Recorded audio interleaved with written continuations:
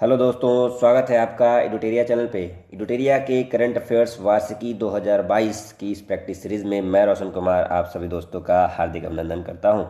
जनवरी से लेकर के दिसंबर तक की घटनाओं पर आधारित इन 750 प्रश्नों की प्रैक्टिस सीरीज में आज हम सेट संख्या 6 से लेकर के 10 तक सॉल्व करेंगे, जिसमें कि कुल 250 प्रश्न हैं। 1 से लेकर के 5 तक मैंने कल आपको प्रोवाइड किया था, जिसमें कुल 250 प्रश्न थे। आज हम दूसरी कड़ी में हैं और तीसरी कड़ी कल हम आपको अपलोड करके देंगे, जिसमें 250 प्रश्न होंगे। ऐसे में 3 दिनों में 750 प्रश्नों को हम हल करेंगे। और ये जो प्रश्न है 750 आपकी एग्ज़ाम की दृष्टि से काफ़ी महत्वपूर्ण होंगे, आप इसे ज़रूर देखें। यह बुक जो है आपके नज़दीकी दुकानों पर उपलब्ध है, जिसमें कि जनवरी से लेकर के दिसंबर तक की घटनाएं दी गई है। इस बुक की एक और विशेषता यह है कि इसमें रेलवे से जुड़ा हुआ 2 साल का करेंट दिया गया है, ताकि आने वाले रेलवे की एग्ज़ाम है उसमें आपको यह सहायक साबित हो सके। तो चलिए शुरुआत करते हैं सेट संख्या 6 से। पहला प्रश्न है, हाल ही में किए गए घोषणा के अनुसार किस अफ्रीकी देश ने 2030 तक बाल विवाह समाप्त करने का लक्ष्य निर्धारित किया है। दोस्तों, यह अफ्रीकी देश है दक्षिणी सूडान, जिसने यह घोषित किया है कि वह 2030 तक अपने देश से बाल विवाह को समाप्त कर देगा। भारत सरकार के द्वारा भी जो है बाल विवाह को लेकर के कानून बनाए गए हैं और बाल विवाह को समाप्त करने के लिए प्रयासरत किया जा रहा है। अब देखते हैं दक्षिण सूडान की राजधानी कहाँ है। तो दक्षिण सूडान की राजधानी याद रखिएगा जूबा है। इथोपिया की राजधानी अदीस अबाबा है। नाइजीरिया की राजधानी अबूजा है। और कांगो की गणराज्य की राजधानी जो कांगो को लोकतांत्रिक गणराज्य की जो राजधानी है वह है किंशासा। तो इसे आप याद रखेंगे। बढ़ते हैं अगले प्रश्न की ओर। अगला प्रश्न है, प्रवर्तन निदेशालय यानी कि ईडी और केंद्रीय जांच ब्यूरो यानी कि सीबीआई के चीफ का कार्यकाल 2 वर्ष के बढ़ा करके कितने वर्ष करने का अध्यादेश राष्ट्रपति जी के द्वारा जारी किया गया। तो दोस्तों, पहले जो ईडी और सीबीआई के जो चीफ है उनके कार्यकाल 2 वर्ष का हुआ करता था, अब इसे बढ़ा करके 5 वर्ष कर दिया गया है। केंद्र सरकार के द्वारा जारी अध्यादेश के अनुसार यह अब 5 वर्ष का होगा। अध्यादेश कौन जारी करता है? तो भारत के राष्ट्रपति जारी करते हैं। किस स्थिति में जारी करते हैं? जब संसद का सत्र नहीं चल रहा होता है। और अध्यादेश आर्टिकल 123 के तहत राष्ट्रपति के द्वारा जारी किया जाता है। यदि राज्यों में बात करें तो राज्यों में राज्यपाल जारी करते हैं, आर्टिकल 213 के तहत जारी करते हैं। किस मेट्रो को आवास और शहरी कार्य मंत्रालय द्वारा सर्वश्रेष्ठ यात्री सेवा और यात्री संतुष्टि के लिए सर्वश्रेष्ठ मेट्रो का पुरस्कार दिया गया है? तो दोस्तों, वह है दिल्ली मेट्रो। दिल्ली मेट्रो को आवास एवं शहरी कार्य मंत्रालय के द्वारा जो है सर्वश्रेष्ठ यात्री और संतुष्टि के लिए, जो यात्री संतुष्टि के लिए सर्वश्रेष्ठ मेट्रो का पुरस्कार दिया गया है। आवास और शहरी मामले मंत्रालय वर्तमान में कौन है? तो हरदीप सिंह पुरी वर्तमान में आवास एवं शहरी मामले मंत्री हैं।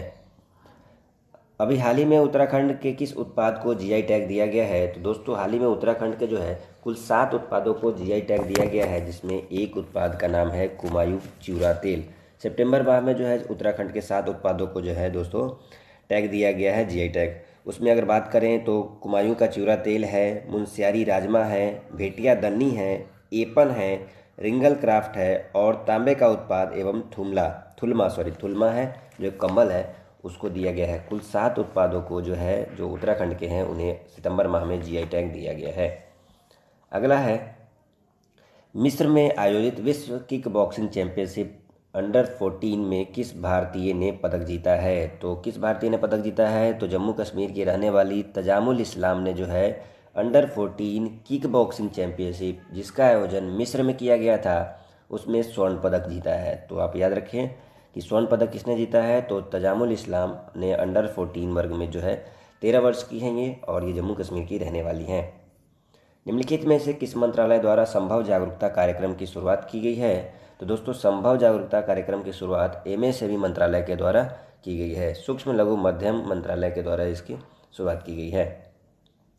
हाल ही में किस देश ने अपना पहला स्वदेशी रूप से विकसित रॉकेट नूरी का सफल परीक्षण किया है? तो दोस्तों, वह देश है दक्षिण कोरिया। दक्षिण कोरिया ने अपना पहला स्वदेशी रूप से विकसित एक रॉकेट बनाया है जिसका नाम उसने नूरी रखा है। तो ये आपको याद रखना है कि नूरी अपने रॉकेट का नाम किसने रखा है? तो वह दक्षिण कोरिया ने।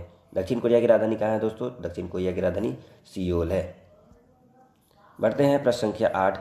अक्टूबर 2021 में मालदीव में आयोजित सैफ चैंपियनशिप 2021 का खिताब किस देश ने जीता? तो दोस्तों, यह जो जीता है वह भारत ने जीता है। साउथ एशियन फुटबॉल फेडरेशन यानी कि यह फुटबॉल फेडरेशन जो साउथ एशियन का उसके द्वारा आयोजित किया जाता है, और इस वर्ष इसका आयोजन जो है वह मालदीव में किया गया था। भारत ने मालदीव को ही हरा करके 8वीं बार यह जो है खिताब अपने नाम कर लिया है। तो क्रम याद रखिए, 8वीं बार जीता है सैफ का आयोजन इस वर्ष कहाँ किया गया था? मालदीव में। किसने जीता? भारत ने। किसको हरा करके? तो मालदीव को हरा करके।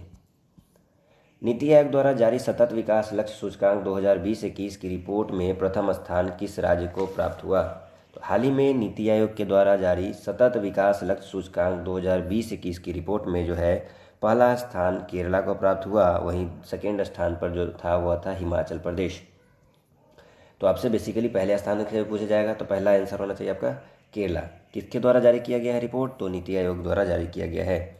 वहीं अंतिम स्थान की बात करें तो अंतिम स्थान जो प्राप्त हुआ वह बिहार को प्राप्त हुआ।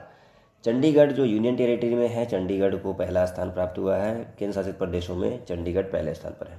तो दोनों आपको याद रखना है, पहला स्थान केरल, अंतिम स्थान बिहार, और यूनियन टेरिटरी में जो है चंडीगढ़ पहले स्थान पर है। नीति आयोग के द्वारा यह जारी किया गया है। नीति आयोग की स्थापना 2015 में की गई थी। वर्तमान में इसके जो सीईओ हैं उनका नाम है अमिताभ कांत।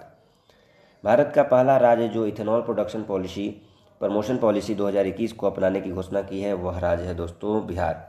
बिहार सरकार ने यह घोषणा की है कि राज्य में जो है इथेनॉल उत्पादन के लिए जो प्लांट लगाया जाएगा उसको प्रोत्साहन राशि दी जाएगी और उन्हें अन्य भी सुविधाएं दी जाएगी ताकि राज्य में इथेनॉल को उत्पादन को बढ़ावा दिया जा सके। तो ऐसे में इथेनॉल प्रोडक्शन प्रमोशन पॉलिसी अपनाने वाला बिहार भारत का पहला राज्य बन गया है। काफ़ी महत्वपूर्ण प्रश्न है, आगे आने वाले बिहार के एग्जाम में यह पूछा जा सकता है। वर्तमान में बिहार के जो मुख्यमंत्री हैं उनका नाम है नीतीश कुमार, और वर्तमान में बिहार के जो राज्यपाल हैं उनका नाम है फागू चौहान।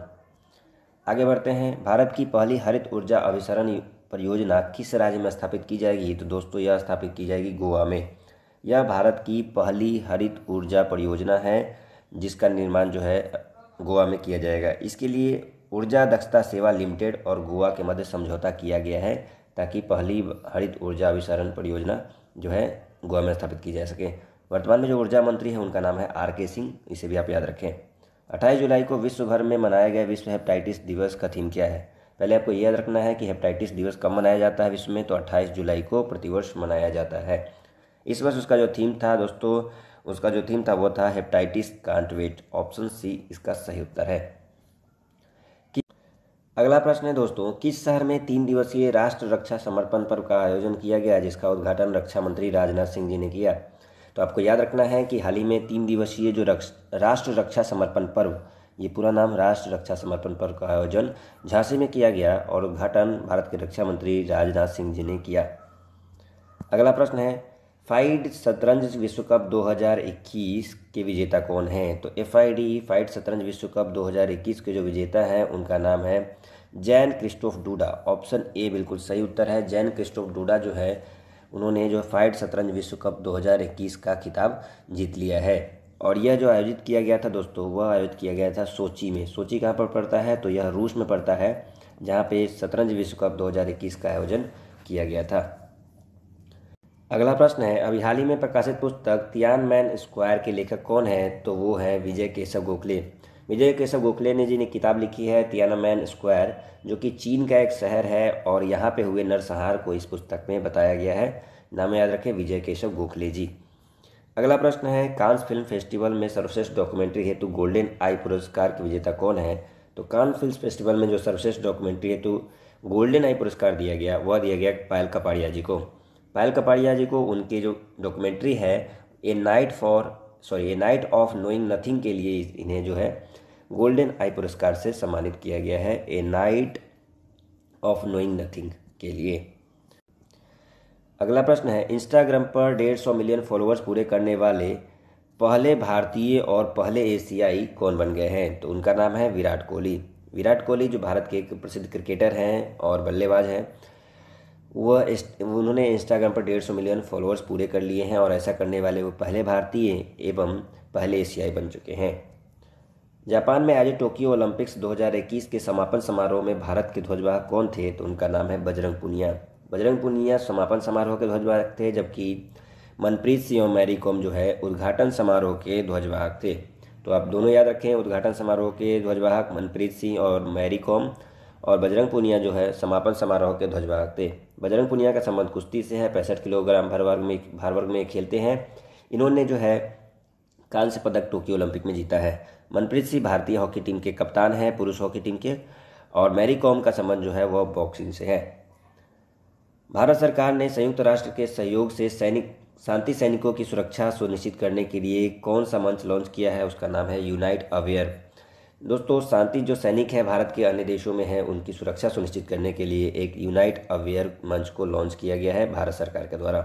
आप देख रहे होंगे कि इन सेटों में अब जो प्रश्न है पुराने वाले सेट से हैं। जी हाँ दोस्तों, इसमें 70% जो प्रश्न है वो पुराना ही है, 30% जो नए जो 2 महीने का है वो ऐड किया गया है। तो आपका पुराना जो रिवीजन हो जाएगा, इसी से आप इसे ज़रूर देख लें।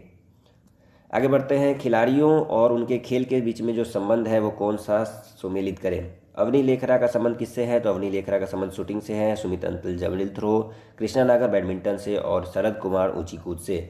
इन सभी व्यक्तियों का नाम आपको याद रखना है, क्योंकि इन सभी व्यक्तियों ने भारत को पैरा ओलंपिक खेलों में, जो टोक्यो के पैरा ओलंपिक खेल हैं उसमें भारत को पदक दिलाया है।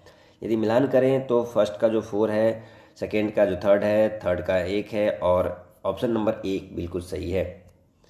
बढ़ते हैं प्रश्न संख्या 21। टोक्यो ओलंपिक 2021 में कांस्य पदक विजेता भारतीय हॉकी टीम मेंस के कोच कौन थे, तो उनका नाम है ग्राहम रीड। टोक्यो ओलंपिक 2021 में भारत ने 41 वर्षों के बाद जो है हॉकी में पदक जीता है। 1980 के बाद अभी भारत टोक्यो ओलंपिक्स में पदक जीतने में असफल रहा था। टोक्यो ओलंपिक्स में भारत ने जो है कांस्य पदक जीता है, जर्मनी को हरा करके भारत ने जीता है, ये भी आपको याद रखना है। और किससे हार गया था, तो बेल्जियम से हार गया था सेमीफाइनल में, और उसी बेल्जियम ने जो है गोल्ड मेडल जीत लिया। किस राज्य या केंद्र शासित प्रदेश ने रेड लाइट ऑन गाड़ी ऑफ अभियान की शुरुआत की है, तो दोस्तों यह शुरुआत की है नई दिल्ली सरकार ने। नई दिल्ली सरकार ने यह अभियान शुरू किया है ताकि जब रेड लाइट ऑन हो सड़कों पे तो लोग अपनी गाड़ी बंद करें। इससे अनुमान लगाया जा रहा है कि इससे दिल्ली में जो होने वाला जो प्रदूषण है उस पर काफ़ी हद तक कमी आ सकती है। विश्व प्रेस स्वतंत्रता सूचकांक 2021 में भारत को कौन सा स्थान प्राप्त हुआ। दोस्तों, विश्व प्रेस स्वतंत्रता सूचकांक 2021 में भारत को 142वां स्थान प्राप्त हुआ, जबकि पहले स्थान पर नॉर्वे था। दोनों ही आपको याद रखना है कि पहले स्थान पर नॉर्वे और भारत का स्थान 142वां था। प्रेस स्वतंत्रता सूचकांक जारी कौन करता है, तो रिपोर्टर्स विदाउट बॉर्डर्स एक संस्था है जिसके द्वारा यह जारी किया जाता है। बात करें शांति सूचकांक की, तो शांति सूचकांक में भारत का स्थान 135वां है। यदि बात करें खुशहाली सूचकांक की, तो भारत का स्थान 139वां है। यदि आर्थिक स्वतंत्रता सूचकांक की बात करें तो ग्लोबल जेंडर गैप इंडेक्स की बात करें तो भारत का स्थान 140वां है। आर्थिक स्वतंत्रता में भारत का स्थान 121वां है। इन सभी को आपको याद रखना है क्योंकि ये सभी महत्वपूर्ण हैं, क्योंकि आपके एग्जाम में ये आ सकते हैं। 140वां जो है आइसलैंड इसमें पहला है ग्लोबल जेंडर गैप इंडेक्स में। 135वां शांति सूचकांक है जिसमें भी आइसलैंड पहले स्थान पर है। 139वें में फिनलैंड पहले स्थान पर है खुशहाली सूचकांक में, और भारत का स्थान 139 है। यदि बात करें आर्थिक स्वतंत्रता सूचकांक में तो भारत का स्थान 121 है और सिंगापुर पहले स्थान पर है। उत्तराखंड सरकार की किस योजना के तहत कोविड-19 के कारण अपने माता पिता खो चुके बच्चों को 21 वर्ष तक आयु, पोषण, शिक्षा, रोजगार हेतु प्रशिक्षण की व्यवस्था की जाएगी, तो यह योजना है दोस्तों वात्सल्य योजना। उत्तराखंड सरकार के द्वारा वात्सल्य योजना चलाया गया है, जिसके तहत यदि किसी बच्चे ने अपने माता पिता को कोविड-19 के दौरान खो दिया है तो उन्हें 3000 रुपये प्रति माह दिया जाएगा, और साथ ही साथ उन्हें जॉब में, सरकारी नौकरियों में 5% का रिजर्वेशन भी दिया जाएगा इस योजना के तहत। यह किस राज्य सरकार की योजना है, तो उत्तराखंड सरकार की यह योजना है, नाम है वात्सल्य योजना। वर्तमान में उत्तराखंड के जो मुख्यमंत्री हैं उनका नाम है पुष्कर सिंह धामी। बढ़ते हैं प्रश्न संख्या 25 की ओर। सर्वोच्च न्यायालय ने आर्टिफिशियल इंटेलिजेंस पर आधारित अनुसंधान में न्यायाधीशों की सहायता हेतु कौन सा पोर्टल लॉन्च किया है, जिसका नाम है सुपेस पोर्टल। बहुत ही महत्वपूर्ण प्रश्न है क्योंकि सर्वोच्च न्यायालय के CJI शरद अरविंद बोबड़े जी के द्वारा उस समय जो शरद अरविंद बोबड़े जी थे उन्होंने लॉन्च किया था। अभी वर्तमान में बात करें तो NV रमन्ना भारत के CJI हैं। सुपेस पोर्टल को लॉन्च किया गया है ताकि आर्टिफिशियल इंटेलिजेंस का प्रयोग हम न्यायाधीशों की सहायता में कर सकें। 51वां दादा साहब फाल्के पुरस्कार के विजेता कौन है, तो 51वें दादा साहब फाल्के पुरस्कार के विजेता हैं तमिल एक्टर रजनीकांत जी।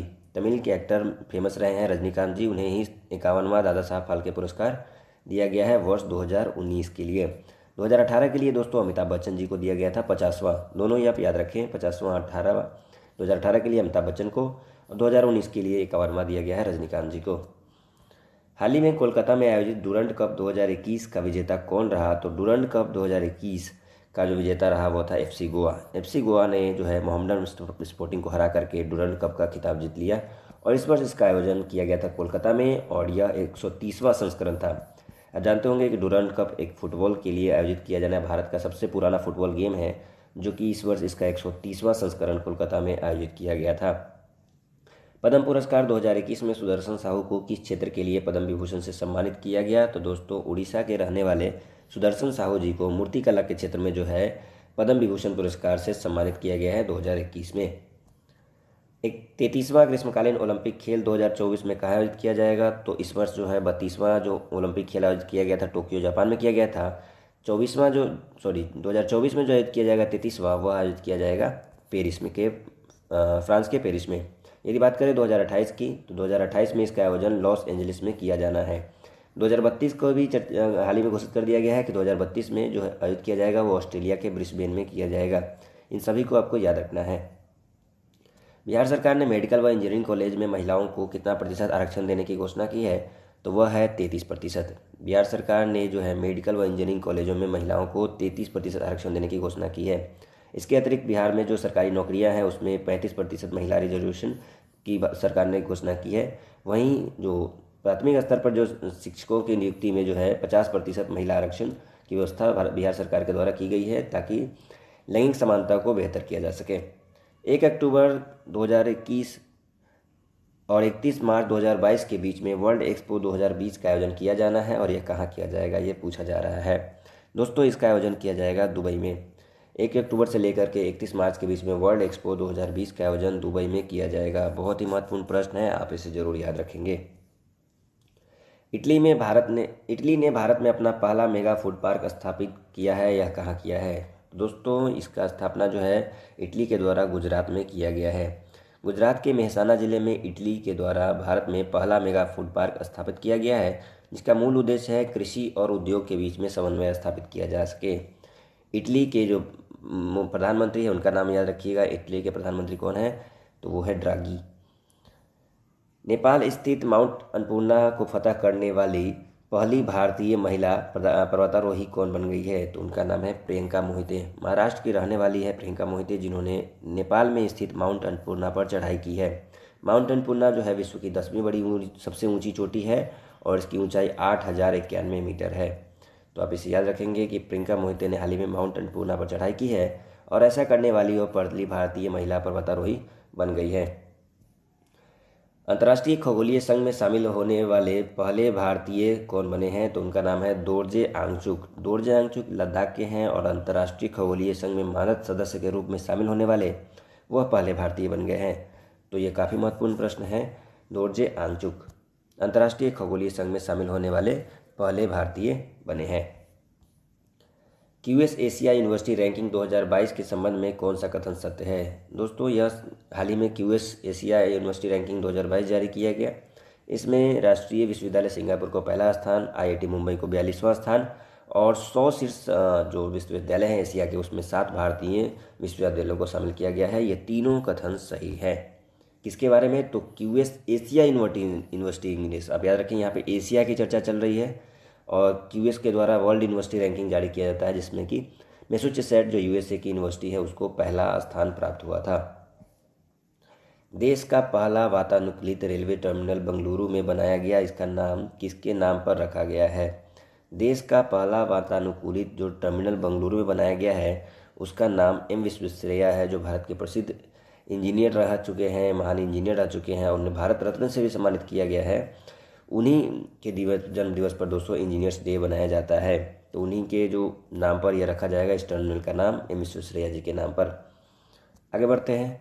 ब्रिटेन द्वारा वर्चुअल रूप से आयोजित 47वें G7 शिखर सम्मेलन का थीम क्या था? तो इस वर्ष 47वां G7 शिखर सम्मेलन आयोजित किया गया, जिसका थीम था बिल्ड बैक बेटर।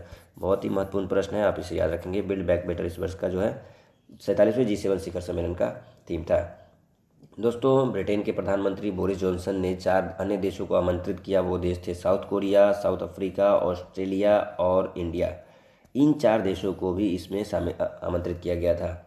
जब ये 4 देश इसमें शामिल हुए तो कुल 11 देश हो गए। उन्हें नाम दिया गया D11, यानी कि डेमोक्रेटिक 11। ये 11 लोकतांत्रिक देश थे इसमें। आगे बढ़ते हैं। डेमोक्रेटिक रिपब्लिक ऑफ कॉन्गो ने अपने देश को किस बीमारी के प्रकोप से मुक्त करने की घोषणा की है? तो DRC कॉन्गो के द्वारा हाल ही में घोषणा की गई है कि इबोला वायरस का जो छठा फेज था वो समाप्त हो गया है। इसी के साथ इबोला वायरस उनके देश से अब समाप्त हो गया है। इबोला वायरस की खोज 2012 में की गई थी इबोला नदी के किनारे कॉन्गो लोकतांत्रिक गणराज्य में, जिसका प्रकोप 2021 तक चला रहा था और ये छठा फेज इसका समाप्त हो गया है। और इसके साथ ये घोषणा की गई है कि इबोला वायरस अब डीआरसी कॉन्गो से समाप्त हो गया है। डीआरसी कॉन्गो की राजधानी दोस्तों किनशासा है, इसे भी आप याद रखें। यूएई ने अपने अंतरिक्ष मिशन के लिए किस पहली महिला अंतरिक्ष यात्री के नाम घोषित की है? तो उनका नाम है नौरा अल मतरोशी। नौरा अल मतरोशी को जो है यूएई के द्वारा पहली अंतरिक्ष यात्री का रूप में घोषित किया गया है। 2 अंतरिक्ष यात्रियों की घोषणा यूएई के द्वारा की गई थी। एक व्यक्ति थे पुरुष जिनका नाम है मोहम्मद अल-मुल्ला एवं नौरा अल मतरोशी को यूएई के द्वारा अंतरिक्ष मिशन के लिए नामित किया गया था। और इसमें महिला पहली हैं नौरा अल मतरोशी, और मोहम्मद अल-मुल्ला जो हैं वह यूएई के द्वारा अंतरिक्ष में भेजे जाएंगे। ईस्ट कोस्ट रेलवे जोन द्वारा किस शहर में कचरे से ऊर्जा उत्पादन करने वाले देश के पहले सरकारी संयंत्र की स्थापना की गई है? तो वह स्थापित की गई है भुवनेश्वर में। उड़ीसा की राजधानी भुवनेश्वर में ईस्ट कोस्ट रेलवे जोन के द्वारा जो है कचरे से ऊर्जा उत्पादन करने वाले देश के पहले सरकारी संयंत्र की स्थापना की गई है। महात्मा गांधी की 152वीं जयंती पर 2 अक्टूबर को खादी से बना हुआ दुनिया का सबसे बड़ा राष्ट्रीय ध्वज फहराया गया। कहाँ पे? तो यह फहराया गया था दोस्तों लद्दाख में। लद्दाख में कपड़े से बना हुआ, जो खादी से बना हुआ दुनिया का सबसे बड़ा राष्ट्रीय ध्वज फहराया गया था, जो कि 225 मीटर लंबा, 150 मीटर चौड़ा था। वजन लगभग इसका 1400 केजी था। इसे इंजीनियर्स रेजिमेंट, जो हम 57 इंजीनियर रेजिमेंट है भारतीय सेना में, उसके द्वारा फहराया गया था। बढ़ते हैं 43वें प्रश्न की ओर। भारतीय नौसेना ने किस पहले विध्वंसक पोत को सेवामुक्त कर दिया है? तो इसका नाम है आईएनएस राजपूत। भारतीय सेवा में आईएनएस राजपूत को वर्ष 1980 में शामिल किया गया था। 41 वर्षों की सेवा के बाद इसे हाल ही में सेवामुक्त कर दिया गया है और यह भारत का पहला विध्वंसक पोत था। बढ़ते हैं अगला प्रश्न की ओर।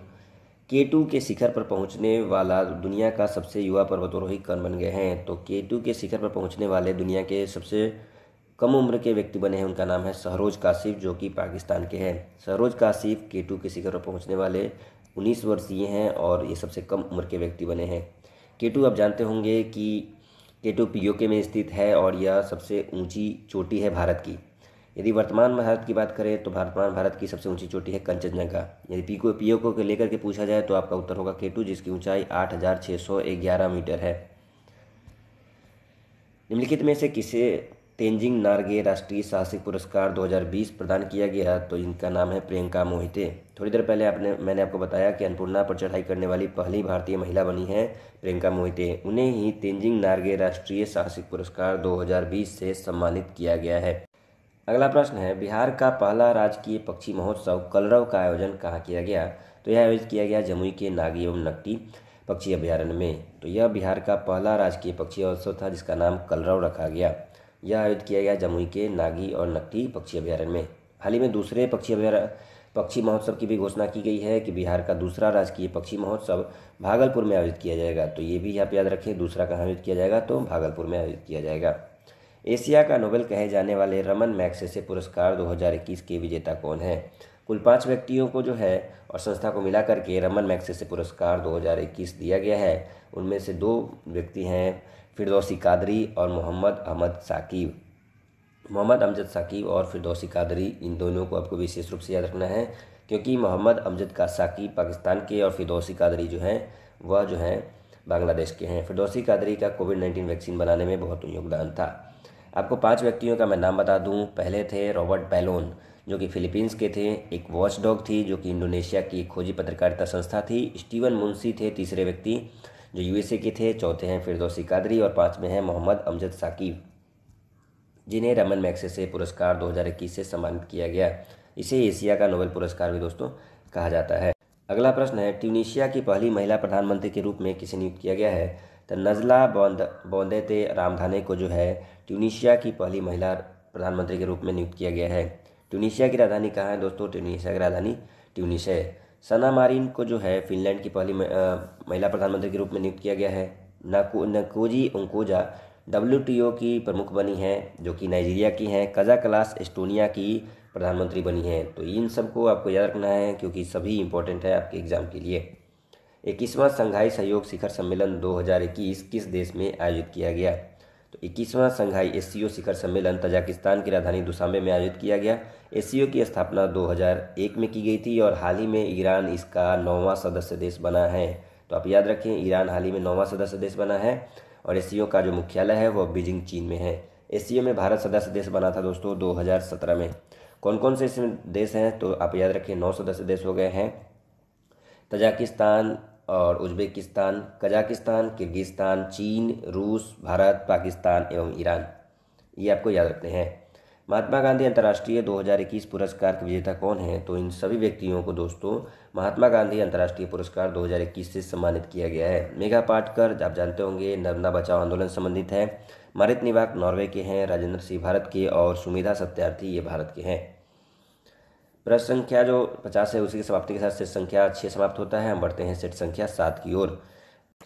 अगला प्रश्न है, रोपवे सेवा को सार्वजनिक परिवहन हेतु शुरू करने वाला भारत का पहला शहर कौन बन गया है। तो रोपवे सेवा को सार्वजनिक परिवहन के रूप में शुरुआत की गई है, शुरुआत की गई है वाराणसी में, और ऐसा करने वाला वाराणसी जो है भारत का पहला शहर बन गया है। शहरी जो यातायात के कारण जो भीड़ थी उसको कम करने के लिए जो है रोपवे को परिवहन सेवा के रूप में शुरू किया गया है। हाल ही में किस राज्य की पुलिस को प्रेसिडेंट कलर अवार्ड से सम्मानित किया गया है तो हिमाचल प्रदेश की पुलिस को जो है प्रेसिडेंट कलर अवार्ड से सम्मानित किया गया है राष्ट्रपति जी के द्वारा। हाल ही में अंडमान निकोबार में स्थित किस पर्वत चोटी का नाम बदलकर माउंट मणिपुर कर दिया गया है। तो काफ़ी महत्वपूर्ण प्रश्न है कि अंडमान निकोबार की चोटी माउंट हैरियट का नाम अब माउंट मणिपुर से जाना जाएगा। यह कहाँ स्थित है तो यह अंडमान निकोबार में स्थित है। अंडमान निकोबार की जो राजधानी है उसका नाम है पोर्ट ब्लेयर। T20 इंटरनेशनल में सर्वाधिक विकेट लेने वाले गेंदबाज हाल ही में कौन बन गए हैं तो उनका नाम है साकिब अल हसन। साकिब अल हसन कहाँ के हैं तो ये बांग्लादेश के खिलाड़ी हैं। ये T20 इंटरनेशनल में सर्वाधिक विकेट लेने वाले खिलाड़ी बन गए हैं। यदि पूछा जाए कि सर्वाधिक तेज यानी सबसे तेज 400 विकेट लेने वाले T20 में खिलाड़ी कौन बन गए हैं तो अफगानिस्तान के राशिद खान बने हैं सबसे तेज T20 में 400 विकेट लेने वाले खिलाड़ी। सबसे ज़्यादा कौन बने हैं तो साकिब अल हसन। 30 से 31 अक्टूबर 2021 में को किसकी अध्यक्षता में G20 शिखर सम्मेलन का आयोजन किया गया। दोस्तों इटली के रोम में इस शिखर सम्मेलन का आयोजन किया गया था इटली की अध्यक्षता में। तो आपको याद रखना है कि इटली में जो है G20 शिखर सम्मेलन का आयोजन किया गया था वर्ष 2021 में। अगले वर्ष 2022 में किया जाएगा इंडोनेशिया में और 2023 में जो किया जाएगा वह भारत में इसका आयोजन किया जाना है। ऑक्सफोर्ड इंग्लिश डिक्शनरी ने किस शब्द को वर्ड ऑफ द ईयर 2021 घोषित किया है तो वह शब्द है दोस्तों वैक्स। वैक्स को ऑक्सफोर्ड इंग्लिश डिक्शनरी के द्वारा वर्ड ऑफ द ईयर 2021 घोषित किया गया है। किसानों के अनाजों को हवाई मार्ग से एक स्थान से दूसरे स्थान ले जाने के उद्देश्य से कृषि उड़ान योजना 2.0 का क्रियान्वयन किस प्लेटफॉर्म द्वारा किया जाएगा तो उस प्लेटफॉर्म का नाम है ई कुशल। कृषि उड़ान योजना 2.0 लॉन्च किया गया है ताकि किसानों के अनाजों को एक जगह से दूसरी जगह जल्दी से जल्दी पहुंचाया जाए हवाई मार्ग के माध्यम से, ताकि किसानों को उसका बेहतर लाभ मिल सके। निम्नलिखित में से किस राज्य में डुगोंग के लिए भारत का पहला सिलेक्शन रिजर्व स्थापित करने की घोषणा की गई है। दोस्तों यह तमिलनाडु में पाक की खाड़ी में स्थापित किया जाएगा। डुगोंग जिसे समुद्री गाय के रूप में जाना जाता है उसके संरक्षण के लिए तमिलनाडु में पाक की खाड़ी में जो है एक सिलेक्शन रिजर्व स्थापित किया जा रहा है। बढ़ते हैं प्रश्न संख्या 9। 20 सितंबर से 3 अक्टूबर के बीच किन दो देशों के मध्य संयुक्त सैन्य अभ्यास सूर्य किरण थर्ड का आयोजन किया गया। तो दोस्तों सूर्य किरण भारत और नेपाल के बीच में आयोजित किया जाने वाला एक सैन्य अभ्यास है। तो आपको याद रखना है कि यह सैन्य अभ्यास भारत और नेपाल के बीच में आयोजित किया जाने वाला है, ये आपको याद रखना है। भारत और चीन के बीच में संयुक्त सैन्य अभ्यास हैंड इन हैंड का आयोजन किया जाता है। भारत म्यांमार के बीच में इम्बैक्स और भारत बांग्लादेश के बीच में संप्रति, ये सभी भारत और अन्य देशों के बीच आयोजित सैनिकों के बीच में आयोजित होने वाले युद्धाभ्यास हैं सैन्य सेवा से यानी कि थल सेवा से संबंधित। आगे बढ़ते हैं कथन 1 जो टोक्यो पैरालंपिक 2020 के संबंध में है। पदक तालिका में प्रथम स्थान पर यूएसए रहा और इसमें भारत का स्थान 24वां था। दोस्तों दूसरा कथन सही है लेकिन पहला कथन गलत है कि टोक्यो पैरालंपिक में जो है प्रथम स्थान पर यूएसए नहीं बल्कि चीन था। इस प्रकार अगर आप देखेंगे तो केवल 2 कथन सही है। पहले स्थान पर चीन था, दूसरे स्थान पर ब्रिटेन था और यूएसए को तीसरा स्थान प्राप्त हुआ टोक्यो पैरालंपिक में। यदि टोक्यो ओलंपिक की बात करें तो टोक्यो ओलंपिक में यूएसए को पहला स्थान प्राप्त हुआ, चीन को दूसरा और जापान को तीसरा स्थान प्राप्त हुआ और भारत का स्थान उसमें 48वां था। हाल ही में कौन सा देश प्लास्टिक समझौता शुरू करने वाला पहला एशियाई देश बन गया है। दोस्तों अपना प्यारा देश भारत ऐसा देश बना है जो इसने प्लास्टिक समझौता को शुरू किया है और ऐसा करने वाला वो पहला एशियाई देश है। अगला प्रश्न है, किस संस्थान द्वारा भारत का पहला स्वदेशी मोटर चालित व्हील चेयर जिसका नाम है नियो बोल्ट उसे विकसित किया गया है? तो आईआईटी मद्रास के द्वारा एक ऐसा व्हील चेयर बनाया गया है जो कि स्वदेशी मोटर चालित है, यानी कि खुद से वो मोटर उसे चलाया जा सकता है, जिसका नाम रखा गया है नियो बोल्ट। बार्सिलोना ओपन शतरंज टूर्नामेंट 2021 का खिताब किस भारतीय ने जीता? बार्सिलोना में आयोजित शतरंज टूर्नामेंट का खिताब जो है भारत के एसपी सेथुरमन ने जीता है, तो आप इसे याद रखेंगे। अगले प्रश्न की ओर बढ़ते हैं। निम्नलिखित में से कौन भारतीय वायुसेना की पहली महिला उड़ान परीक्षण इंजीनियर बनी है? तो उनका नाम है आश्रिता वी ओटेली। ऑप्शन ए बिल्कुल सही है। आश्रिता वी ओटेली भारतीय वायुसेना की पहली महिला उड़ान परीक्षण इंजीनियर बनी है। वर्तमान में भारत के वायुसेना के जो चीफ है उनका नाम है air chief marshal R K. Singh Bhadauria. वायुसेना दिवस कब मनाया जाता है दोस्तों? तो वायुसेना दिवस जो है 8 अक्टूबर को प्रतिवर्ष मनाया जाता है। अफगानिस्तान में तालिबान संकट पर विचार विमर्श करने हेतु 24 अगस्त को 2021 को आयोजित G7 नेताओं की बैठक की अध्यक्षता किसने की? तो इसकी अध्यक्षता बोरिस जॉनसन जो ब्रिटेन के प्रधानमंत्री हैं उन्होंने की। अफगानिस्तान में जब तालिबान का संकट बढ़ रहा था तो उस पर विचार विमर्श करने के लिए G7 नेताओं की बैठक बुलाई गई, जिसकी अध्यक्षता ब्रिटेन के प्रधानमंत्री बोरिस जॉनसन ने की। अफगानिस्तान में तालिबान संकट आने पर वहाँ के देश अपने नागरिकों को निकालने के लिए भारत सरकार के द्वारा जो है ऑपरेशन देवी शक्ति की शुरुआत की गई थी। अंतर्राष्ट्रीय महिला दिवस के अवसर पर किस संस्था ने वुमेन विल नामक से एक नया वेब पोर्टल लॉन्च किया है? तो दोस्तों यह लॉन्च किया गया है गूगल के द्वारा। किस दिवस पर? तो अंतर्राष्ट्रीय महिला दिवस पर। कब मनाते हैं? तो यह प्रतिवर्ष जो है 8 मार्च को मनाया जाता है। इसका जो मूल उद्देश्य है वह 1 मिलियन जो महिलाओं को समर्थन प्रदान करना है। इसका मूल उद्देश्य जो कि गूगल के द्वारा लॉन्च किया गया पोर्टल है, नाम है वुमेन विल पोर्टल। वर्तमान में जो गूगल के सीईओ है उनका नाम है सुंदर पिचई। बढ़ते हैं प्रश्न संख्या 17। 2 फरवरी 2021 को विश्व आर्द्र भूमि दिवस मनाया गया, जिसका थीम क्या था? हर प्रतिवर्ष 2 फरवरी को दोस्तों विश्व आर्द्र भूमि दिवस मनाया जाता है। कब क्यों मनाया जाता है? क्योंकि 2 फरवरी 1971 को रामसर में जो सम्मेलन हुआ था, इसीलिए क्योंकि आर्द्र भूमि से संबंधित यह सम्मेलन था और पहला सम्मेलन था, इसलिए प्रतिवर्ष 2 फरवरी को विश्व आर्द्र भूमि दिवस मनाया जाता है। कब से मनाया जा रहा है दोस्तों? तो यह मनाया जा रहा है 1997 से मनाया जा रहा है और इसका थीम जो था इस वर्ष जो था वेटलैंड्स एंड वाटर था। आर्द्र भूमि की सुरक्षा के लिए जो है यह मनाया जाता है और जागरूकता के लिए, ताकि आर्द्र भूमि का संरक्षण किया जा सके। अगला प्रश्न है, advantage India the story of Indian tennis पुस्तक के लेखक कौन है? तो advantage India the story of Indian tennis यानी कि भारत के जो टेनिस का जो जर्नी रहा है उसे इस किताब में बताया गया है। यह पुस्तक अनिंदा दत्ता जी के द्वारा लिखी गई है। हाल ही में जारी वैश्विक विनिर्माण जोखिम सूचकांक 2021 में सर्वाधिक आकर्षक विनिर्माण केंद्र के रूप में भारत को कौन सा स्थान प्राप्त हुआ? वैश्विक विनिर्माण जोखिम सूचकांक 2021 में भारत दूसरे स्थान पर जबकि चीन पहले स्थान पर था। तो दोनों ही आपको याद रखना है कि चीन पहले स्थान पर, दूसरे स्थान पर भारत और यूएसए थर्ड स्थान पर था। किस देश ने भारत से ब्रह्मोस मिसाइल सहित अन्य रक्षा उपकरणों की खरीद हेतु समझौता किया है? तो वह देश है दोस्तों फिलीपींस। फिलीपींस ने भारत से ब्रह्मोस मिसाइल और अन्य रक्षा उपकरणों की खरीद हेतु समझौता किया है। ब्रह्मोस क्या है दोस्तों? तो ब्रह्मोस एक सुपरसोनिक क्रूज मिसाइल है जिसे इंडिया और रूस के द्वारा निर्मित किया गया है। हाल ही में किस राज्य या केंद्र शासित प्रदेश ने हिम तेंदुआ को अपना राज्य पशु और काली गर्दन वाली क्रेन जिसका नाम है ग्रस निक्रिकोलिस को राज्य पक्षी घोषित किया है? तो वह देश राज्य और केंद्र शासित प्रदेश है दोस्तों लद्दाख। हिम तेंदुआ को राजकीय पशु और काली गर्दन वाली क्रेन यानी सारस को जो है राजकीय पक्षी घोषित किया गया है लद्दाख के द्वारा। वर्तमान में लद्दाख के जो उपराज्यपाल है उनका भी नाम याद रखें, उनका नाम है आर.के. माथुर। आर.के. माथुर है और जम्मू कश्मीर के जो उपराज्यपाल है उनका नाम है मनोज सिन्हा। अगला प्रश्न है, केंद्र सरकार द्वारा जारी ईज ऑफ लिविंग सूचकांक में 10 लाख से अधिक आबादी वाले शहरों में किसे प्रथम स्थान प्राप्त हुआ? यानी उन शहरों का अलग सूची बनाया गया जहाँ पे आबादी 10 लाख से अधिक है और एक सूची बनाई गई थी 10 लाख से कम आबादी वाले शहरों की। 10 लाख से कम आबादी वाले शहरों की बात करें और 10 लाख से अधिक आबादी की बात करें तो दोनों में पहले स्थान पर अलग अलग है। यदि 10 लाख से अधिक की बात करें तो बेंगलुरु पहले स्थान पर है, 10 लाख से कम बात करें तो शिमला पहले स्थान पर है। दोनों ही आपको याद रखना है। यह ईज ऑफ लिविंग सूचकांक किसके द्वारा जारी किया जाता है? तो यह जारी किया जाता है आवास और शहरी मामले मंत्रालय के द्वारा। सिप्रे द्वारा जारी रिपोर्ट के अनुसार 2016 से 2020 के दौरान दुनिया का सबसे बड़ा हथियार निर्यातक देश कौन है दोस्तों? तो वह देश है यूएसए। यूएसए सबसे बड़ा हथियार निर्यातक देश था सिप्री की रिपोर्ट के अनुसार, जबकि सबसे बड़ा हथियार आयातक देश था वह था सऊदी अरब। भारत दूसरा सबसे बड़ा हथियार आयातक देश है, इसे आप याद रखेंगे।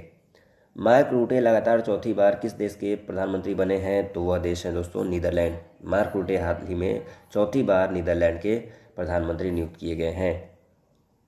आपको याद रखना है जेसिंडा अर्डन जो है वह न्यूजीलैंड की प्रधानमंत्री हैं, इसे आप याद रखेंगे। नीदरलैंड की राजधानी जो है एम्स्टर्डम है, तंजानिया की राजधानी डोडोमा है, न्यूजीलैंड की राजधानी वेलिंगटन है और फिलीपींस की राजधानी मनीला है। मार्च 2021 में किस देश द्वारा बहुराष्ट्रीय वायुसेना युद्ध अभ्यास डेजर्ट फ्लैग 6 का आयोजन किया गया? तो डेजर्ट फ्लैग 6 का आयोजन जो है यूएई में किया गया, जो कि एक बहुराष्ट्रीय वायुसेना युद्ध अभ्यास था। तो आपको याद रखना है कि यह कहाँ आयोजित किया गया था? यूएई में आयोजित किया गया था, जिसमें कि 7 देशों की वायुसेनाओं ने भाग लिया और भारत की ओर से सुखोई 30 ने इसमें भाग लिया था। सुखोई 30 ने इसमें भाग लिया था। पूर्वोत्तर भारत के पहले कौशल विश्वविद्यालय की स्थापना किस राज्य में की जा रही है? तो पूर्वोत्तर भारत का पहला कौशल विश्वविद्यालय दोस्तों वह स्थापित किया जा रहा है असम के दारांग जिले में। असम के दारांग जिले में इसकी स्थापना की जा रही है, जहाँ पे 12 विषयों में लगभग 1000 छात्रों को प्रशिक्षण दिया जाएगा। दोनों ही आपको याद रखना है कि कहाँ पे किया जा रहा है, तो असम में, और 12 विषयों में 1000 छात्रों को प्रशिक्षण दिया जाएगा। बढ़ते हैं प्रश्न संख्या 27। निम्न में से कौन हाल ही में देश की सबसे कम उम्र की महिला पायलट बनी है? तो उनका नाम है आयशा अजीज़। जम्मू कश्मीर की रहने वाली आयशा अजीज़ सबसे कम उम्र में देश की महिला पायलट बनी है। मात्र 25 साल में यह देश की सबसे कम उम्र की महिला पायलट बन चुकी हैं। किस राज्य सरकार द्वारा भूमि से जुड़े विवादों को कम करने के लिए 16 अंकीय यूनिकोड जारी किया गया? तो वह राज्य है दोस्तों उत्तर प्रदेश। उत्तर प्रदेश के मुख्यमंत्री योगी आदित्यनाथ जी के द्वारा भूमि से जुड़े हुए विवादों को निपटारे के लिए और झगड़ों को सुलझाने के लिए 16 अंक की कोड जारी किया गया है।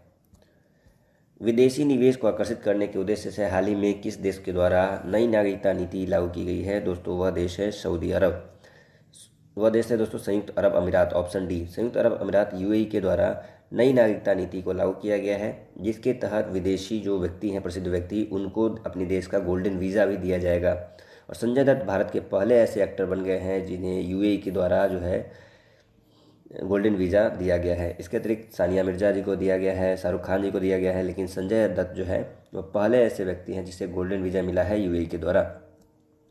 संयुक्त हाल ही में जारी रिपोर्ट के अनुसार 100 सालों में दुनिया के सबसे बड़े दानवीर कौन बने हैं? तो उनका नाम है जमशेदजी टाटा। टाटा समूह के द्वारा पिछले 100 सालों में 102 अरब अमेरिकी डॉलर 102 अरब डॉलर का इन्होंने दान दिया है। तो यह काफ़ी बड़ी दान है, जो कि 100 सालों में दिए जाने वाले वो सबसे बड़े दानवीर बन गए हैं। अगला प्रश्न है, प्रथम गाय अस्पताल का उद्घाटन किस पूर्वोत्तर राज्य में किया गया है? तो दोस्तों यह किया गया है असम में। असम के डिब्रूगढ़ में भारत का प्रथम गाय अस्पताल जो है बनाया गया है। आपको याद रखना है, गायों के स्वास्थ्य के ध्यान रखने के लिए प्रथम गाय अस्पताल बनाया गया है, वह बनाया गया है असम के डिब्रूगढ़ में। सैयद मुश्ताक अली टी20 ट्रॉफी 2020-21 का खिताब किसने जीता है? तो सैयद मुश्ताक अली टी20 ट्रॉफी 2020-21 का खिताब जीता है तमिलनाडु ने। ऑप्शन ए इसका सही उत्तर है। यह किससे संबंधित है सैयद मुश्ताक अली ट्रॉफी? तो यह क्रिकेट से संबंधित है।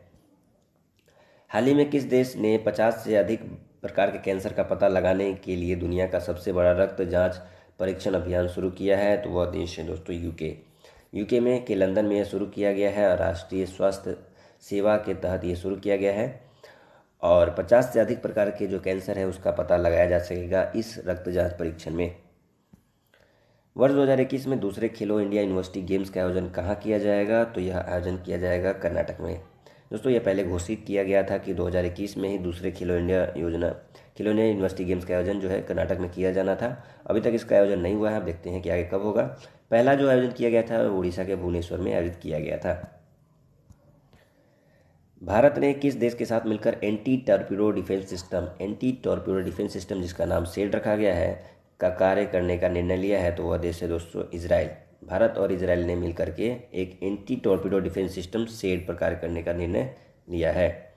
किस प्रसिद्ध भारतीय वैज्ञानिक ने भारतीय सेना के उपयोग हेतु सोलर हीटेड टेंट का आविष्कार किया है? तो उनका नाम है सोनम वांगचुक।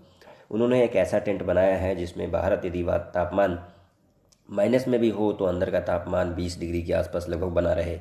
यह सोलर हीटेड टेंट है जो कि सौर ऊर्जा पर कार्य करती है। इसका निर्माण सोनम वांगचुक ने किया है। आप जानते होंगे 3 इडियट्स में जो फुनसुक वांगडू हैं उन्होंने जो है सोनम वांगचुक का ही किरदार निभाया है। सोनम वांगचुक को रमन मैग्सेसे पुरस्कार से भी सम्मानित किया जा चुका है। आगे बढ़ते हैं, अगला प्रश्न। माई पैड माई राइट योजना की शुरुआत वित्त मंत्री निर्मला सीतारमण जी द्वारा किस राज्य से की गई? तो वित्त मंत्री निर्मला सीतारमण जी के द्वारा माई पैड माई राइट योजना की शुरुआत त्रिपुरा से की गई। तो आप इसे याद रखेंगे, ऑप्शन ए। संयुक्त राष्ट्र की मानवाधिकार परिषद की सलाहकार समिति के अध्यक्ष के रूप में चुने जाने वाले पहले भारतीय कौन बन गए हैं? तो उनका नाम है दोस्तों अजय मल्होत्रा। अजय मल्होत्रा संयुक्त राष्ट्र की मानवाधिकार परिषद में चुने जाने वाले पहले भारतीय बन गए हैं। संयुक्त राष्ट्र मानवाधिकार परिषद की स्थापना 2006 में की गई थी, जिसका मुख्यालय दोस्तों जिनेवा में है। इसे भी आप याद रखेंगे। 87 वर्षों के बाद पहली बार फरवरी 2021 में आयोजित होने वाले किस क्रिकेट टूर्नामेंट को बीसीसीआई ने रद्द कर दिया है? तो भारत में बढ़ते कोरोना के कारण रणजी ट्रॉफी को इस वर्ष रद्द कर दिया गया है। और ऐसा हुआ है कब? 87 वर्षों के बाद ऐसा पहली बार हुआ है कि रणजी ट्रॉफी नहीं खेला जाएगा। तो अगले वर्ष अब इसका आयोजन किया जाएगा। इसे बीसीसीआई ने रद्द किया था। फरवरी 2021 में किस भारतीय राजनेता को global energy and environment leadership award से सम्मानित किया गया है? तो भारत के प्रधानमंत्री नरेंद्र मोदी जी के द्वारा केराविक के तहत, केराविक संस्था है CERWEE के ये संस्था है, इसके द्वारा global energy and environment leadership award से सम्मानित किया गया है। लोक मामले हेतु किस देश के पूर्व प्रधानमंत्री को पद्म विभूषण पुरस्कार 2021 से सम्मानित किया गया है? तो जापान के पूर्व प्रधानमंत्री शिंजो आबे जी को जो है पद्म विभूषण पुरस्कार 2021 से सम्मानित किया गया था। विश्व स्वास्थ्य संगठन की अगुवाई में कोवैक्स योजना के तहत मुफ्त कोविड टीके को प्राप्त करने वाला दुनिया का पहला देश कौन बन गया है दोस्तों? तो वह देश बन गया है घाना। अफ्रीकी देश घाना कोवैक्स योजना के तहत कोविड टीका प्राप्त करने वाला दुनिया का पहला देश बना है। घाना की राजधानी कहाँ है दोस्तों? तो घाना की राजधानी अक्रा है। इसे भी आप याद रखेंगे कि घाना की राजधानी अक्रा है। विश्व स्वास्थ्य संगठन की स्थापना 1948 में की गई थी और इसका मुख्यालय जिनेवा में है। फरवरी 2021 में भारत का पहला जेंडर पार्क एवं म्यूजियम किस राज्य में स्थापित किया गया था? तो भारत का पहला जेंडर पार्क और म्यूजियम जो स्थापित किया गया है वह केरल में स्थापित किया गया है। केरल में कहाँ पर स्थापित किया गया है? तो दोस्तों केरल के कोझिकोड में इसकी स्थापना की गई है। वर्तमान में केरल के जो मुख्यमंत्री हैं उनका नाम है पी विजयन।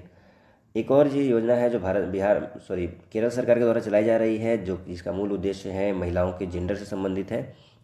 उसका नाम है मातृ कवचम अभियान, जो कि वहाँ पे लैंगिक समानता को लेकर के शुरू किया गया है।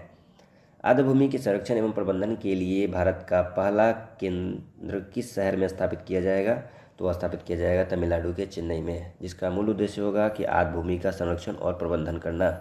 यह भारत का पहला केंद्र होगा जिसे तमिलनाडु के चेन्नई में स्थापित किया जा रहा है।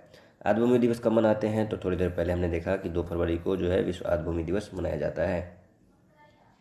कौन सा राज्य अपने नागरिकों को मुफ्त में पानी मुहैया करने वाला भारत का पहला राज्य बन गया है? तो वह राज्य है दोस्तों गोवा। गोवा ने अपने राज्य के सभी नागरिकों को मुफ्त में पानी मुहैया कराने की बात की है, तो ऐसा करने वाला वह पहला राज्य बन गया है दोस्तों। गोवा ने अपने प्रत्येक नागरिक को मुफ्त में पानी मुहैया करा दिया है, तो ऐसा करने वाला वो पहला राज्य बन गया है। गोवा के वर्तमान में जो मुख्यमंत्री हैं उनका नाम है प्रमोद सावंत। आप इसे भी याद रखेंगे। रेबीज मुक्त होने वाला पहला राज्य कौन बन गया है? तो वह भी गोवा ही बना है। जापान द्वारा दुनिया का सबसे शक्तिशाली सुपर कंप्यूटर विकसित किया गया है, जिसका नाम क्या है? तो पहले आपको याद रखना है कि दुनिया का सबसे शक्तिशाली कंप्यूटर किस देश के द्वारा विकसित किया गया है? तो जापान के द्वारा। नाम क्या है? तो उसका नाम है फुगाकू। ऑप्शन ए बिल्कुल सही है। बात करें भारत की, तो भारत का सबसे शक्तिशाली कंप्यूटर का नाम क्या है? तो उसका नाम है परम सिद्धि। तो ये भी आप याद रखें कि भारत का सबसे शक्तिशाली कंप्यूटर कौन है? तो परम सिद्धि है। बढ़ते हैं प्रश्न संख्या 47 की ओर। किस देश ने जलवायु परिवर्तन से निपटने के लिए हरित ग्रिड पहल की शुरुआत की है? दोस्तों यह शुरुआत की है भारत ने। भारत ने हरित ग्रिड पहल की शुरुआत की है, जिसका मूल उद्देश्य है जलवायु परिवर्तन से निपटना। अब जानते होंगे जलवायु परिवर्तन का सबसे बड़ा प्रभाव जो है विकासशील देशों पर पड़ता है। ऐसे में भारत के द्वारा जो है इसकी योजना की शुरुआत की गई है। केंद्र सरकार द्वारा PMFMI योजना शुरू की गई है। यह योजना किस क्षेत्र से संबंधित है? तो PMFMI जो है वह खाद्य प्रसंस्करण उद्योग से संबंधित है। इस योजना के तहत जो है 35,000 करोड़ का निवेश किया जाएगा फूड प्रोसेसिंग यूनिट में 35,000 करोड़ का जो है निवेश किया जाएगा इस योजना के तहत। किस कंपनी का IPO जारी किया गया है? तो बजट में घोषित किया गया था कि LIC कंपनी का IPO जारी किया जाएगा। बजट 2021-22 में यह घोषित किया गया था। LIC की स्थापना 1956 में की गई थी। इसका मुख्यालय जो है वो मुंबई में है, ये भी आपको याद रखना है। वर्तमान में जो इसके अध्यक्ष हैं उनका नाम है MR कुमार। LIC के अध्यक्ष हैं MR कुमार। बजट 2021-22 में घोषित शहरी स्वच्छ भारत मिशन 2.0 की अवधि क्या है? तो इसकी अवधि है दोस्तों 2021 से लेकर के 2026। स्वच्छ भारत मिशन जो है ठोस कचरों के प्रबंधन के लिए शुरू किया गया था भारत सरकार के द्वारा 2014 में। आप इसे याद रखेंगे। आगे बढ़ते हैं। प्रैक्टिस सेट संख्या हमारा 8 का पहला प्रश्न है, एजाज पटेल टेस्ट मैच की एक पारी में सभी 10 विकेट लेने वाले विश्व के तीसरे गेंदबाज बन गए हैं। इनका संबंध किस देश से है? अभी हाल ही में भारत और न्यूजीलैंड के बीच में जो है टेस्ट सीरीज आयोजित की गई थी और एजाज पटेल न्यूजीलैंड के खिलाड़ी हैं जिन्होंने भारत के खिलाफ जो है 10 विकेट लिए हैं एक ही पारी में, और ऐसा करने वाले वो तीसरे गेंदबाज बन गए हैं। अभी तक 2 व्यक्तियों ने ऐसा किया है और भारत की ओर से ऐसा किसने किया है? तो अनिल कुंबले जी ने हैं जो 10 विकेट लिए थे एक ही पारी में। मिस ट्रांस ग्लोबल 2021 का खिताब जीतने वाली पहली भारतीय कौन बन गई है? तो उनका नाम है श्रुति सितारा, जो केरल की रहने वाली है। उन्होंने मिस ट्रांस ग्लोबल 2021 का खिताब जीता है और ऐसा करने वाली वह पहली भारतीय महिला बनी है। हाल ही में प्रकाशित पुस्तक लोक सेवा नैतिकता के लेखक कौन है? तो लोक सेवा नैतिकता के लेखक है, उनका नाम है प्रभात कुमार। यह पुस्तक हाल ही में प्रभात कुमार जी के द्वारा लिखी गई है। अक्टूबर 2021 को गुजरात के पोरबंदर में किस भारतीय तटरक्षक जहाज को कमीशन किया गया? तो अक्टूबर 2021 में जो है ICGS सार्थक जो को है कमीशन किया गया है गुजरात के तट पर पोरबंदर में। वैश्विक खाद्य सुरक्षा सूचकांक 2021 में भारत को कौन सा स्थान प्राप्त हुआ? तो वैश्विक खाद्य सुरक्षा सूचकांक में भारत को 71वां स्थान प्राप्त हुआ। पहले स्थान की बात करें तो पहले स्थान पर कुल 9 देश थे, जिसमें UK, USA, ऑस्ट्रेलिया, नॉर्वे जैसे देश थे। हाल ही में गो ग्रीन योजना की शुरुआत किस राज्य सरकार के द्वारा की गई है? तो गो ग्रीन योजना की शुरुआत जो है वह गुजरात राज्य सरकार के द्वारा की गई है। औद्योगिक जो श्रमिक हैं उनको सस्ती दर पर इलेक्ट्रिक वाहन दोपहिया उपलब्ध कराने के लिए जो है गो ग्रीन योजना की शुरुआत गुजरात सरकार के द्वारा की गई है। गुजरात के जो मुख्यमंत्री वर्तमान में हैं उनका नाम है भूपेंद्र भाई पटेल। पहला त्रिसेवा युद्ध अभ्यास कोंकण शक्ति 2021 भारत में किस देश के साथ आयोजित संपन्न किया? यानी कि पहली बार कोंकण शक्ति 2021 एक त्रिसेवा के रूप में आया है। पहले कोंकण जो था वह भारत और UK के बीच में आयोजित किया जाने वाला एक नौसैनिक अभ्यास था। अब इसका नाम रख दिया गया है कोंकण शक्ति, जिसमें कि त्रिसेवा होगा। और पहली बार इसका आयोजन किया गया था कहाँ पे? तो यह आयोजित किया गया है अरब सागर में। भारत के अरब सागर के क्षेत्र में जो है कोंकण शक्ति 2021 का आयोजन किया गया भारत और UK के बीच में। हाल ही में किस राज्य या केंद्र शासित प्रदेश में भारत के सबसे बड़े सुगंधित उद्यान एरोमेटिक गार्डन का उद्घाटन किया गया है? तो भारत का सबसे बड़ा सुगंधित उद्यान स्थापित किया गया है उत्तराखंड में। ऑप्शन बी इसका सही उत्तर है। उत्तराखंड में ही दोस्तों क्रिप्टोगेमिक गार्डन भारत का खोला गया है पहला। भारत का जो वन चिकित्सा केंद्र भी स्थापित किया गया है वह भी स्थापित किया गया है उत्तराखंड में। बढ़ते हैं प्रश्न संख्या 9 की ओर। पुस्तक द प्रॉमिस के लिए वर्ष 2021 का बुकर पुरस्कार किसे दिए जाने की घोषणा की गई है? बहुत ही महत्वपूर्ण प्रश्न है। बुकर पुरस्कार दिए जाने की इस वर्ष घोषणा की गई है वर्ष 2021 का डेमन गलगुड जी को। डेमन गलगुड जी को उनके उपन्यास द प्रॉमिस के लिए बुकर पुरस्कार से सम्मानित किया जाएगा। बुकर पुरस्कार साहित्य के क्षेत्र में दिए जाने वाला पुरस्कार है जिसकी शुरुआत 1969 से हुई थी। वहीं बात करें डगलस स्टुअर्ट को पिछले वर्ष दिया गया था। डेविड डियोप की बात करें तो डेविड डियोप को बुकर पुरस्कार अंतर्राष्ट्रीय बुकर पुरस्कार दिया गया है इस वर्ष। तो डेविड डियोप जी को जो है अंतर्राष्ट्रीय बुकर पुरस्कार दिया गया है। डेमन गलगुड जो कि दक्षिण अफ्रीका के हैं उन्हें दिया गया है द प्रॉमिस के लिए बुकर पुरस्कार। हाल ही में विकसित भारत के पहले क्वांटम कंप्यूटर सिमुलेटर टूलकिट का नाम क्या है? तो भारत का पहला क्वांटम कंप्यूटर सिमुलेटर टूलकिट का नाम है क्यूसिम। इसे किसके द्वारा लॉन्च किया गया है? इलेक्ट्रॉनिक्स एवं सूचना प्रौद्योगिकी मंत्रालय के द्वारा इसे लॉन्च किया गया, जिसका निर्माण IISc बेंगलुरु और IIT रुड़की के द्वारा किया गया है। निम्न में इंजीनियर्स इंडिया लिमिटेड की पहली महिला अध्यक्ष कौन बन गई है? तो इंजीनियर इंडिया लिमिटेड की पहली महिला अध्यक्ष बनी है, उनका नाम है वर्तिका शुक्ला। यदि बात करें धृति बनर्जी की तो धृति बनर्जी जो है जूलॉजिकल सर्वे ऑफ इंडिया की पहली महिला अध्यक्ष बनी थी। दोनों ही आपको याद रखना है, दोनों ही महत्वपूर्ण है। इंजीनियर्स इंडिया लिमिटेड पूछा जाए तो आपका उत्तर जाएगा वर्तिका शुक्ला। धृति बनर्जी पूछा जाए तो जूलॉजिकल सर्वे ऑफ इंडिया। समुद्री सहयोग बढ़ाने हेतु भारत और अल्जीरिया के मध्य आयोजित पहले नौसैनिक अभ्यास में भारत के किस जहाज ने भाग लिया? तो भारत के जहाज INS तबर ने इसमें भाग लिया था, जो कि भारत और अल्जीरिया के बीच में पहला नौसैनिक अभ्यास आयोजित किया गया था। अल्जीरिया की राजधानी कहाँ है दोस्तों? अल्जीरिया की राजधानी अल्जीयर्स है। आईएनएस तबर ने ही दोस्तों रूस में हुए जो नौसेना दिवस मनाया गया था उसमें भाग लिया था। 8 मई 2021 को वर्चुअल रूप से आयोजित भारत यूरोपीय संघ के नेताओं की बैठक की मेजबानी किस देश ने की? भारत और यूरोपीय संघ की बैठक की मेजबानी वर्चुअल रूप से किस देश के द्वारा की गई? तो पुर्तगाल के प्रधानमंत्री एंटोनियो कोस्टा के द्वारा इसकी मेजबानी की गई थी। यूरोपीय संघ में वर्तमान में 27 देश हैं, इसे आप याद रखेंगे। हाल ही में ब्रिटेन इससे बाहर हो गया है। भारत का पहला राज्य जिसने real time digital flood reporting and information management system की शुरुआत की है वह राज्य है असम। असम सरकार के द्वारा फ्रिम्स जो है real time flood reporting and information management system की शुरुआत की है ताकि डिजिटल माध्यम से तत्काल ही जो किस क्षेत्र में बाढ़ का प्रभाव कितना ज़्यादा है ताकि उस क्षेत्र में बाढ़ को निपटने के लिए योजनाएं बनाई जा सकी। यह शुरुआत की है असम सरकार ने। असम सरकार के वर्तमान में मुख्यमंत्री हैं, उनका नाम है हेमंत बिस्वा शर्मा। अगला प्रश्न है, बंगाल की खाड़ी में आयोजित ला पेरोज नौसैनिक अभ्यास का नेतृत्व किस देश ने किया जिसमें क्वाड देशों ने भी भाग लिया? तो इसका नेतृत्व जो है फ्रांस ने किया था दोस्तों, जिसमें क्वाड देशों ने भाग लिया। तो क्वाड देशों के बारे में आप जानते होंगे कि क्वाड देश 4 देश हैं। कौन कौन देश हैं? तो भारत है, ऑस्ट्रेलिया है, जापान है और अमेरिका इसमें सदस्य देश है। भारत का पहला कृषि आधारित सोलर प्लांट कहाँ स्थापित किया गया है? तो पीएम कुसुम योजना के तहत भारत का पहला कृषि आधारित सोलर प्लांट राजस्थान के जो है जयपुर में लगाया गया है। इस जो प्लांट के तहत प्रति वर्ष 17 लाख यूनिट जो है सौर ऊर्जा का उत्पादन किया जाएगा। बढ़ते हैं प्रश्न संख्या 17। 22 मार्च 2021 को जल दिवस के अवसर पर केंद्र सरकार द्वारा किस अभियान की शुरुआत की गई है? तो उस अभियान का नाम है कैच द रेन। जल दिवस के अवसर पर केंद्र सरकार के द्वारा इसकी शुरुआत की गई है। कब? तो 22 मार्च को। 22 मार्च को विश्व जल दिवस मनाया जाता है। इस वर्ष का जो थीम था उसका नाम था वैल्यूइंग वाटर। वैल्यूइंग वाटर इस वर्ष के जल दिवस का थीम था। 22 मार्च को ही बिहार दिवस मनाया जाता है। कैच द रेन अभियान की शुरुआत जो है केंद्र सरकार के द्वारा की गई थी। विशेष रूप से यदि पूछे तो आपको जल शक्ति मंत्रालय देना है। वर्तमान में जल शक्ति मंत्रालय के जो मंत्री हैं उनका नाम है गजेंद्र सिंह शेखावत।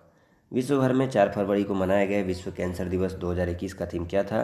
तो वर्ष 2019 से लेकर के 2021 तक 3 वर्षों के लिए जो है कैंसर दिवस का थीम निश्चित कर दिया गया था। उसका थीम था I am and I will. 4 फरवरी को विश्व कैंसर दिवस प्रतिवर्ष मनाया जाता है, इसे भी आप याद रखेंगे। हाल ही में प्रकाशित पुस्तक the little book of encouragement के लेखक कौन है? The little book of encouragement के लेखक हैं तिब्बती आध्यात्मिक गुरु दलाई लामा। दलाई लामा जी के द्वारा यह पुस्तक लिखी गई है, इसलिए यह काफ़ी महत्वपूर्ण हो जाती है। देश का पहला वन चिकित्सा केंद्र किस राज्य में खोला गया है? तो मैंने थोड़ी देर पहले बताया दोस्तों कि देश का पहला वन चिकित्सा केंद्र जो है वो उत्तराखंड में स्थापित किया गया है। उत्तराखंड में स्थापित किया गया है देश का पहला वन चिकित्सा केंद्र, आप इसे याद रखेंगे। आगे बढ़ते हैं। फरवरी 2021 में भारत सरकार ने किस खाड़ी देश के साथ अक्षय ऊर्जा को बढ़ावा देने के लिए समझौता किया है? तो भारत ने बहरीन के साथ अक्षय ऊर्जा के क्षेत्र में जो है समझौता किया है ताकि दोनों देश मिल करके अक्षय ऊर्जा का उत्पादन करेंगे। बहरीन की राजधानी दोस्तों कहाँ है? तो बहरीन की राजधानी मनामा है। कतर की राजधानी कहाँ है दोस्तों? तो कतर की राजधानी दोहा है। कुवैत का कुवैत सिटी है और यूएई की राजधानी जो है वह अबू धाबी है। अगला प्रश्न, निम्न में कौन पूरी तरह से सौर ऊर्जा से संचालित भारतीय विमानपत्तन प्राधिकरण एएआई का पहला हवाई अड्डा बन गया है? तो वह है पुदुचेरी हवाई अड्डा, जो कि 100% सौर ऊर्जा से चलने वाला भारत का पहला हवाई अड्डा बन गया है, आप इसे याद रखेंगे। उत्तराखंड में ग्लेशियर टूटने से 520 मेगावाट के तपोवन विष्णुगढ़ परियोजना क्षतिग्रस्त हो गई। यह किस नदी पर निर्मित है? उत्तराखंड के चमोली में आप जानते होंगे कि ग्लेशियर टूटा जिसमें 100 से अधिक लोग की मृत्यु हो गई, जिसके कारण 2 जो परियोजनाएं थी वह प्रभावित हो गई। एक का नाम था तपोवन विष्णुघाट परियोजना जो कि धौली गंगा पर निर्मित है, जिसकी क्षमता 520 मेगावाट थी। दूसरी थी ऋषि गंगा परियोजना जो कि ऋषि गंगा नदी पर ही थी। दोनों आपको याद रखना है कि ऋषि गंगा पर स्थित ऋषि गंगा परियोजना क्षतिग्रस्त हो गई थी और तपोवन विष्णुघाट परियोजना जो धौली गंगा पर थी वह क्षतिग्रस्त हो गई थी जब उत्तराखंड के चमोली में ग्लेशियर टूटा था। मार्च 2021 में जारी आर्थिक स्वतंत्रता सूचकांक में भारत को कौन सा स्थान प्राप्त हुआ? दोस्तों, आर्थिक स्वतंत्रता सूचकांक में जारी किया गया जिसमें भारत को 121वां स्थान प्राप्त हुआ और इसमें बात करें पहले स्थान की तो पहले स्थान पर था सिंगापुर। हाल ही में जारी एक रिपोर्ट के अनुसार दुनिया की सर्वाधिक सुरक्षित सड़कें किस देश की है? तो सबसे सुरक्षित जो सड़कें हैं दोस्तों वह नॉर्वे की है। यदि बात करें खतरनाक सड़कों की तो खतरनाक सड़कें सबसे ज़्यादा दक्षिण अफ्रीका में हैं। तो रिपोर्ट जब जारी किया गया था तो उसमें सबसे सुरक्षित और सबसे खतरनाक दोनों ही जारी किए गए थे। सबसे सुरक्षित है नॉर्वे और सबसे खतरनाक सड़कें हैं दक्षिण अफ्रीका की। अगला प्रश्न है, जनवरी 2021 में भारत सुरक्षा परिषद का अस्थायी सदस्य बना, इसके संबंध में कौन सा कथन सत्य है? भारत 2 वर्ष के लिए अस्थायी सदस्य देश के रूप में चुना गया है, बिल्कुल सही। भारत 8वीं बार सुरक्षा परिषद का अस्थायी सदस्य बना है, यह भी सही है। और भारत के साथ 4 अन्य देश नॉर्वे, मैक्सिको, आयरलैंड और कीनिया भी अस्थायी सदस्य देश बने हैं, यह भी कथन सही है। इस प्रकार तीनों के तीनों कथन जो दोस्तों सही है। भारत 2021 से लेकर के 2023 तक अस्थायी सदस्य के रूप में चुना गया है। भारत के साथ नॉर्वे, मैक्सिको, आयरलैंड और कीनिया ये भी चुने गए हैं। दोस्तों, सुरक्षा परिषद को विश्व का पुलिसमैन कहा जाता है और इसमें 5 अस्थायी सदस्य और 10 अस्थायी सदस्य होते हैं। इन 10 अस्थायी सदस्यों में प्रतिवर्ष जो है प्रति 2 वर्षों पर 5 जो है अस्थायी सदस्य देश चुने जाते हैं। इन 5 अस्थायी सदस्यों के देशों की बात करें तो अमेरिका, रूस, ब्रिटेन, फ्रांस और चीन इसके अस्थायी सदस्य देश हैं। बढ़ते हैं प्रश्न संख्या 27 की ओर।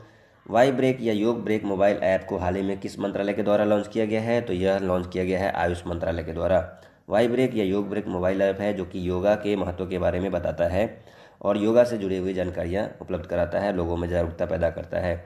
आयुष मंत्रालय के द्वारा शुरू किया गया है। वर्तमान में आयुष मंत्री जो कौन है? सर्बानंद सोनोवाल जी वर्तमान में आयुष मंत्री हैं।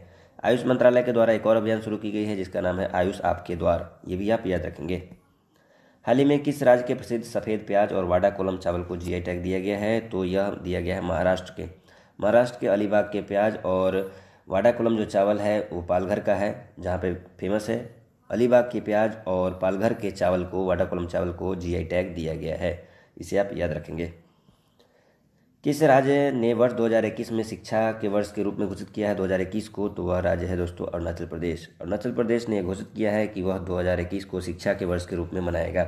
शिक्षा वर्ष के रूप में मनाने के साथ साथ वह शिक्षा के क्षेत्र में 1000 करोड़ का निवेश इस वर्ष करने वाला है। यही इसका मूल उद्देश्य है कि शिक्षा के वर्ष के रूप में मनाना और 1000 करोड़ रुपये का निवेश करना शिक्षा के क्षेत्र में। वर्तमान में अरुणाचल प्रदेश के मुख्यमंत्री का भी नाम याद रख लें कि वो उनका नाम है पेमा खांडू। अगला प्रश्न है, मार्च 2021 में किस राज्य के 3 राष्ट्रीय उद्यानों में नाइट सफारी की शुरुआत की गई है? दोस्तों, तो मध्य प्रदेश में इसे शुरुआत किया गया है। आप जब भी राष्ट्रीय उद्यानों में जाते होंगे तो वहाँ पर दिन में ही जाने की सुविधा होती थी। अब मध्य प्रदेश का जो पेंच है, बांधवगढ़ है और कान्हा, इन 3 राष्ट्रीय उद्यानों में अब रात को भी अब सफारी की जा सकती है, यानी लोग वहाँ पर रात में भी घूमने जा सकते हैं। निम्नलिखित में से किस कंपनी ने दुनिया के सबसे बड़े हवाई जहाज का उड़ान परीक्षण किया है? तो उसका नाम है स्ट्रेटोलॉन्च। स्ट्रेटोलॉन्च के द्वारा जो है दुनिया के सबसे बड़े हवाई जहाज का परीक्षण पूरा किया है, जिसका मूल उद्देश्य यह था कि हाइपरसोनिक विमान के परिवहन के लिए इसे डिज़ाइन किया जाए, यानी कि ऐसे हाइपरसोनिक विमान को इस बड़े उड़ान परीक्षण जहाज पर ले जाया जाएगा और ऊपर ले जाकर छोड़ दिया जाएगा। आईयूसीएन वर्ल्ड कंजर्वेशन कांग्रेस 2020 का आयोजन 3 से 11 सितंबर के बीच में किस देश में किया गया? तो दोस्तों, यह आयोजित किया गया था फ्रांस के मार्सिले में। फ्रांस के मार्सिले में आईयूसीएन वर्ल्ड कंजर्वेशन कांग्रेस 2020 का आयोजन किया गया। आईयूसीएन की बात करें तो international union of conservation of nature IUCN है, जिसकी स्थापना की गई थी 1948 में और इसका जो मुख्यालय है दोस्तों वह है स्विट्ज़रलैंड के ग्लैंड में। अगला प्रश्न है, all India open badminton championship का खिताब किस महिला खिलाड़ी ने जीता है? तो उनका नाम है नोजोमी ओकुहारा, जो जापान की है। यदि पुरुषों की बात करें तो मलेशियाई खिलाड़ी लीजी जिया ने जो है all England open badminton championship का खिताब जीता है। तो दोनों ही आपको याद रखना है, नोजोमी ओकुहारा महिला में और पुरुष में लीजी जिया जो मलेशिया की खिलाड़ी है। केंद्रीय पर्यावरण, वन और जलवायु परिवर्तन मंत्री द्वारा किस केंद्र शासित प्रदेश में अटल पर्यावरण भवन का उद्घाटन किया गया है? तो यह जो है केंद्र शासित प्रदेश है लक्षद्वीप। लक्षद्वीप में अटल पर्यावरण भवन का उद्घाटन केंद्रीय पर्यावरण, वन और जलवायु परिवर्तन मंत्रालय के द्वारा किया गया, ये आप याद रखेंगे। वर्तमान में जो इसके मंत्री हैं उनका नाम है भूपेंद्र यादव, इसे भी आप याद रखें।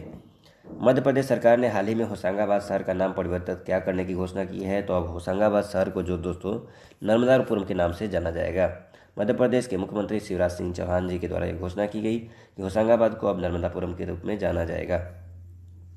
हाल ही में भारत ने किस देश के साथ दक्षिण चीन सागर में आयोजित नौसैनिक अभ्यास सिम्बेक्स का 28वां संस्करण किया है? तो सिम्बेक्स भारत और सिंगापुर के बीच में आयोजित किया जाने वाला एक नौसैनिक अभ्यास है, जिसका 28वां संस्करण हाल ही में दक्षिण चीन सागर में आयोजित किया गया। भारत और सिंगापुर के बीच में दोस्तों एक और युद्ध अभ्यास आयोजित किया जाता है जिसका नाम है बोल्ड कुरुक्षेत्र। तो अब बोल्ड कुरुक्षेत्र एक युद्ध अभ्यास है, दोनों देशों के सैनिकों के बीच में आयोजित किया जाता है।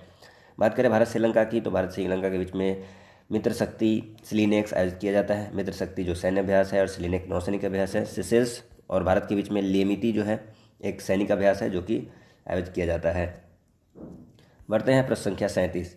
निम्नलिखित में से किस देश ने दुनिया के पहले ऊर्जा द्वीप निर्माण करने की घोषणा की है? तो वह देश है डेनमार्क। डेनमार्क ने यह घोषणा की है कि वह भारत का पहला ऊर्जा द्वीप, विश्व का पहला ऊर्जा द्वीप का निर्माण करेगा और इस द्वीप का निर्माण उत्तरी सागर में किया जाएगा जो लगभग 3 मिलियन लोगों को ऊर्जा प्रदान करेगा। 3 मिलियन लोग इससे लाभान्वित हो सकेंगे।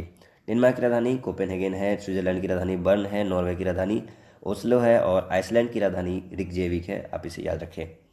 किस संस्था ने कोविड-19 के कारण वर्ष 2021 को वर्स्ट ईयर ऑन रिकॉर्ड घोषित किया है? तो उस संस्था का नाम है विश्व पर्यटन संगठन।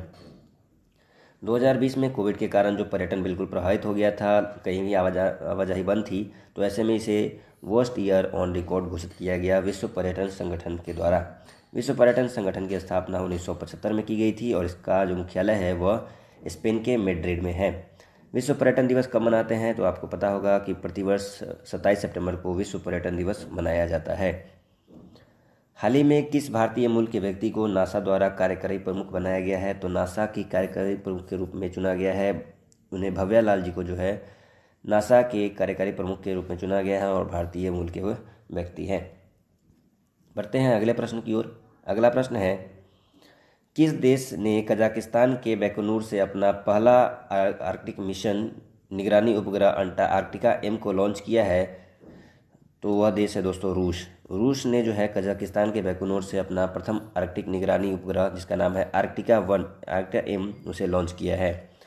तो आर्कटिका एम को लॉन्च करने का मूल उद्देश्य यह है कि जलवायु और पर्यावरण की निगरानी रखी जाए आर्कटिका क्षेत्र में, कि किस प्रकार वहाँ पे बर्फ पिघल रहे हैं, इनकी निगरानी रखने के लिए। किस देश ने वर्ष 2030 तक दुनिया का सबसे बड़ा पवन ऊर्जा संयंत्र स्थापित करने की घोषणा की है? तो वह देश है दक्षिण कोरिया। दक्षिण कोरिया ने 2 घोषणाएं की हैं, आपको दोनों याद रखनी है। 2025 तक वह तैरता हुआ शहर बनाएगा और 2030 तक दुनिया का सबसे बड़ा पवन ऊर्जा संयंत्र स्थापित करेगा। दक्षिण कोरिया की राजधानी सियोल है, जापान की राजधानी टोक्यो है, चीन की राजधानी बीजिंग है और फ्रांस की राजधानी पेरिस है। इसे भी याद रखें। अगला प्रश्न है, कौन सा कथन सत्य है? लवलीना बोरगोहेन को असम सरकार के द्वारा समग्र शिक्षा अभियान का ब्रांड एम्बेसडर बनाया गया है।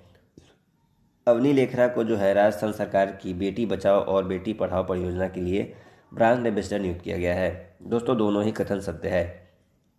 लवलीना बोरगोहेन का संबंध बॉक्सिंग से है और इन्होंने टोक्यो ओलंपिक में जो है ब्रॉन्ज मेडल जीता है और असम की रहने वाली है, तो इसे आप याद रखें। अवनी लेखरा का संबंध निशानेबाजी से है और राजस्थान की रहने वाली है। इन्होंने टोक्यो पैरा ओलंपिक में भारत को एक ब्रॉन्ज मेडल और एक गोल्ड मेडल दिलाया है। तो ये दोनों ही राज्य सरकारों ने इन्हें अलग अलग क्षेत्रों में ब्रांड एम्बेसडर नियुक्त किया है। लवलीना बोरगोहेन को समग्र शिक्षा के लिए और अवनी लेखरा को बेटी बचाओ और बेटी पढ़ाओ परियोजना के लिए। हाल ही में विष्णु नारायण नंबूदरी का निधन हो गया। किस भाषा के कवि थे एवं शिक्षाविद थे? तो मलयाली भाषा के जो कवि एवं शिक्षाविद विष्णु नारायण नंबूदरी जी का हाल ही में निधन हो गया है। अगला प्रश्न है, निमोनिया के कारण बढ़ते मृत्यु दर को कम करने के उद्देश्य से किस राज्य सरकार के द्वारा सांस अभियान की शुरुआत की गई है? तो यह मध्य प्रदेश सरकार के द्वारा शुरू की गई है सांस अभियान, जिसका मूल उद्देश्य है कि निमोनिया के कारण जो बाल मृत्यु दर होती है, बच्चों में मृत्यु दर होती है, उसे कम किया जा सके। वर्तमान में मध्य प्रदेश के मुख्यमंत्री शिवराज सिंह चौहान हैं, इसे भी आप याद रखेंगे। इसके अतिरिक्त मध्य प्रदेश सरकार के द्वारा लॉन्च पैड योजना शुरू की गई है, पंख योजना शुरुआत की गई है, अंकुर योजना भी मध्य प्रदेश सरकार के द्वारा शुरू की गई है। हाल ही में प्रारंभ की गई योजना मिशन इंद्रधनुष 3.0 का संबंध है, तो यह किससे है? तो यह टीकाकरण के विस्तार से है। मिशन इंद्रधनुष टीकाकरण से संबंधित था, आप इसे याद रखिएगा। और इसका तीसरा चरण लॉन्च किया गया है जो कि मूल रूप से बच्चों और गर्भवती महिलाओं पर केंद्रित है, इसे आप याद रखिएगा। बढ़ते हैं प्रश्न संख्या 46। निम्नलिखित में किस देश ने पहली बार अंतरिक्ष में सैन्य अभ्यास एस्टर एक्स का आयोजन किया है? तो वह देश है फ्रांस। फ्रांस ने जो है अंतरिक्ष में पहली बार एक सैन्य अभ्यास किया है जिसका नाम एस्टर एक्स रखा है, क्योंकि 1956 में एक सैटेलाइट जो लॉन्च किया गया था उसका नाम था एस्टर एक्स, इसी के नाम पर रखा गया है। इसमें यूएसए और जर्मनी की सुरक्षा एजेंसियों ने भी भाग लिया था। Steel authority of India limited SAIL ने किस राज्य में पहले गैस से इथेनॉल संयंत्र लगाने की घोषणा की है? तो वह महाराष्ट्र के चंद्रपुर में स्थापित किया जाएगा। Steel authority of India limited के द्वारा भारत का पहला गैस से इथेनॉल बनाने का संयंत्र स्थापित किया जाएगा महाराष्ट्र के चंद्रपुर में। आगे बढ़ते हैं। टाइम्स एजुकेशन हायर एजुकेशन द्वारा जारी वर्ल्ड यूनिवर्सिटी रैंकिंग 2022 में किस यूनिवर्सिटी को प्रथम स्थान प्राप्त हुआ? टाइम्स हायर एजुकेशन द्वारा जारी वर्ल्ड यूनिवर्सिटी रैंकिंग में ऑक्सफोर्ड यूनिवर्सिटी को पहला स्थान प्राप्त हुआ। वहीं बात करें क्यूएस वर्ल्ड यूनिवर्सिटी इंडेक्स की, तो उसमें मैसाचुसेट्स इंस्टीट्यूट ऑफ टेक्नोलॉजी को पहले स्थान पर प्राप्त हुआ। बीमा के क्षेत्र में प्रत्यक्ष विदेशी निवेश को बढ़ा करके 49% से कितना कर दिया गया है? तो पहले यह बीमा के क्षेत्र में निवेश था 49, अब इसे बढ़ा करके 74 कर दिया गया है। तो अब बीमा के क्षेत्र में एफडीआई जो है वह 49 नहीं बल्कि 74% तक किया जा सकता है। वर्ष 2021 में आर्थिक सर्वेक्षण का थीम क्या था? तो 2020-21 के लिए जो आर्थिक सर्वेक्षण पेश किया गया उसका थीम था सेविंग लाइव्स एंड लिवलीहुड। यदि बात करें बजट का थीम का, तो बजट का थीम था आत्मनिर्भर भारत। तो बजट 2021-22 के लिए पेश किया गया और 20-21 के लिए आर्थिक सर्वेक्षण पेश किया गया जिसमें था theme saving lives and livelihood. बढ़ते हैं प्रश्न संख्या 1 और यह है हमारा सेट संख्या 9। प्रैक्टिस सेट संख्या 9 का पहला प्रश्न है, केंद्र सरकार द्वारा किसे हाल ही में एनएचएआई का नया अध्यक्ष नियुक्त किया गया है? तो उनका नाम है अलका उपाध्याय। पिछले कुछ ही दिन पहले ही इन्हें एनएचएआई का नया अध्यक्ष नियुक्त किया गया है, अलका उपाध्याय जी को। इससे पहले सुखबीर संधू जी जो है वो एनएचएआई के अध्यक्ष थे। आगे बढ़ते हैं, बिम्स्टेक में शामिल हो सहयोगी देशों के मध्य संयुक्त सैन्य अभ्यास पानेक्स 21 का आयोजन कहाँ किया गया? तो यह महाराष्ट्र के पुणे में किया गया, जिसमें बिम्स्टेक के जो सहयोगी देश थे उनकी सेनाओं ने भाग लिया। पेनेक्स 2021 का आयोजन महाराष्ट्र के पुणे में किया गया था। बिम्स्टेक के बारे में बता दो दोस्तों, बिम्स्टेक की स्थापना 1997 में की गई थी, 1997। इसका मुख्यालय ढाका में है और इसमें कुल 7 सदस्य देश हैं जो कि बे ऑफ बंगाल यानी कि बंगाल की खाड़ी के आसपास के देश हैं। कौन कौन देश हैं? भारत, भूटान, नेपाल, बांग्लादेश, म्यांमार, श्रीलंका और थाईलैंड इसके सदस्य देश हैं। डेविस कप 2021 टेनिस टूर्नामेंट का खिताब किसने जीता है? तो डेविस कप टेनिस टूर्नामेंट का खिताब रूस ने जीता है क्रोएशिया को हरा करके। डेविस कप किससे संबंधित है? डेविस कप लॉन टेनिस से संबंधित है दोस्तों और इसे रूस ने जीता है क्रोएशिया को हरा करके। देश के किस राज्य को देश का सर्वश्रेष्ठ समुद्री राज्य का पुरस्कार प्रदान किया गया है दोस्तों? तो देश का सबसे सर्वश्रेष्ठ समुद्री राज्य घोषित किया गया है आंध्र प्रदेश को। सर्वश्रेष्ठ समुद्री राज्य का पुरस्कार आंध्र प्रदेश को दिया गया। यदि पूछे जाए कि अंतर्देशीय सर्वश्रेष्ठ समुद्री राज्य का पुरस्कार किसे दिया गया? तो तेलंगाना को। अंतर्देशीय का उत्तर होगा तेलंगाना। यदि सिंपल से आपसे पूछा जाए कि सबसे सर्वश्रेष्ठ समुद्री राज्य, तो आपका उत्तर जाएगा आंध्र प्रदेश। यदि पूछा जाए सबसे सर्वश्रेष्ठ समुद्री जिला, तो आपका उत्तर जाएगा उड़ीसा का बालासोर। यदि अंतर्देशीय जिला पूछा जाए तो मध्य प्रदेश का बालाघाट आपको उत्तर देना है। चारों तथ्य याद रखें, मैं फिर से रिपीट कर रहा हूँ। सबसे सर्वश्रेष्ठ अगर राज्य पूछे तो आपका उत्तर जाएगा आंध्र प्रदेश। अंतर्देशीय लगा करके पूछा जाए तो तेलंगाना। जिला पूछे तो आपका जाएगा बालासोर। यदि अंतर्देशीय जिला पूछा जाए तो उत्तर होगा बालाघाट जो कि मध्य प्रदेश में है। आगे बढ़ते हैं अगले प्रश्न की ओर। सैयद मुश्ताक अली ट्रॉफी 2021-22 का खिताब किस टीम ने जीता? तो तमिलनाडु ने कर्नाटक को हरा करके सैयद मुश्ताक अली ट्रॉफी 2021-22 का खिताब जीत लिया है। तो ऑप्शन ए बिल्कुल सही उत्तर है। केंद्रीय रेल मंत्री अश्विनी वैष्णव ने देश की सांस्कृतिक विरासत के दर्शन के लिए किन ट्रेनों को चलाने की घोषणा की है? तो भारत गौरव ट्रेन चलाया जाएगा जिसका मूल उद्देश्य होगा सांस्कृतिक विरासत का दर्शन करना। तो इसे किसके द्वारा लॉन्च किया गया है? तो भारतीय रेलवे के द्वारा लॉन्च किया गया है। वर्तमान में अश्विनी वैष्णव भारत के रेल मंत्री हैं। हाल ही में स्वीडन की पहली महिला प्रधानमंत्री के रूप में किसे नियुक्त किया गया है? तो मैग्डेलेना एंडरसन को हाल ही में स्वीडन की पहली महिला प्रधानमंत्री के रूप में नियुक्त किया गया। पहले इन्हें नियुक्त किया गया, फिर उसी दिन इनको इस्तीफा देना पड़ा और फिर दोबारा इन्हें नियुक्त किया गया है। तो ऐसे में स्वीडन की यह पहली महिला प्रधानमंत्री हैं जिनका नाम है मैग्डेलेना एंडरसन। जल शक्ति मंत्रालय द्वारा अपशिष्ट जल प्रबंधन तथा खुले में शौच मुक्त गांव के निर्माण हेतु किस अभियान की शुरुआत की गई? तो उसका नाम है सुजलम अभियान, जिसे जल शक्ति मंत्रालय के द्वारा शुरू किया गया है। मूल उद्देश्य अपशिष्ट जल प्रबंधन एवं खुले में शौच से मुक्त गांव का निर्माण करना। प्रश्न संख्या 9 देखते हैं। भारतीय सेना ने किस राज्य में पहला green solar energy harvesting plant शुरू किया है? तो भारतीय सेना के द्वारा पहला green solar energy harvesting plant जो है वह सिक्किम में स्थापित किया गया है, जो कि 16,000 फीट की ऊंचाई पर है। देख रहे होंगे कितनी ऊंचाई पर बनाया गया है भारतीय सेना के द्वारा। और ये इसकी एक खास बात यह है कि ये वेनेडियम आधारित जो क्षमता है उस पर यह कार्य करती है और आईआईटी मुंबई के सहयोग से इसे निर्माण किया गया है। तो तीनों बातें आप याद रखेंगे कि आईआईटी मुंबई के सहयोग से इसे निर्माण किया गया है, भारतीय सेना के द्वारा बनाया गया है और यह पहला green solar energy harvesting plant है जो कि सिक्किम में 16,000 फीट पर बनाया गया है। हाल ही में हुए निधन में कौन सुमालित करना है आपको। तो रोहित सरदाना पत्रकारिता से संबंधित है, जगमोहन मल्होत्रा जम्मू कश्मीर के पूर्व राज्यपाल रह चुके हैं, पंडित देवव्रत चौधरी का संबंध सितार वादन से है, और चंद्रू तोमर जी ने शूटिंग दादी के नाम से जाना जाता है, उनका संबंध शूटिंग से है।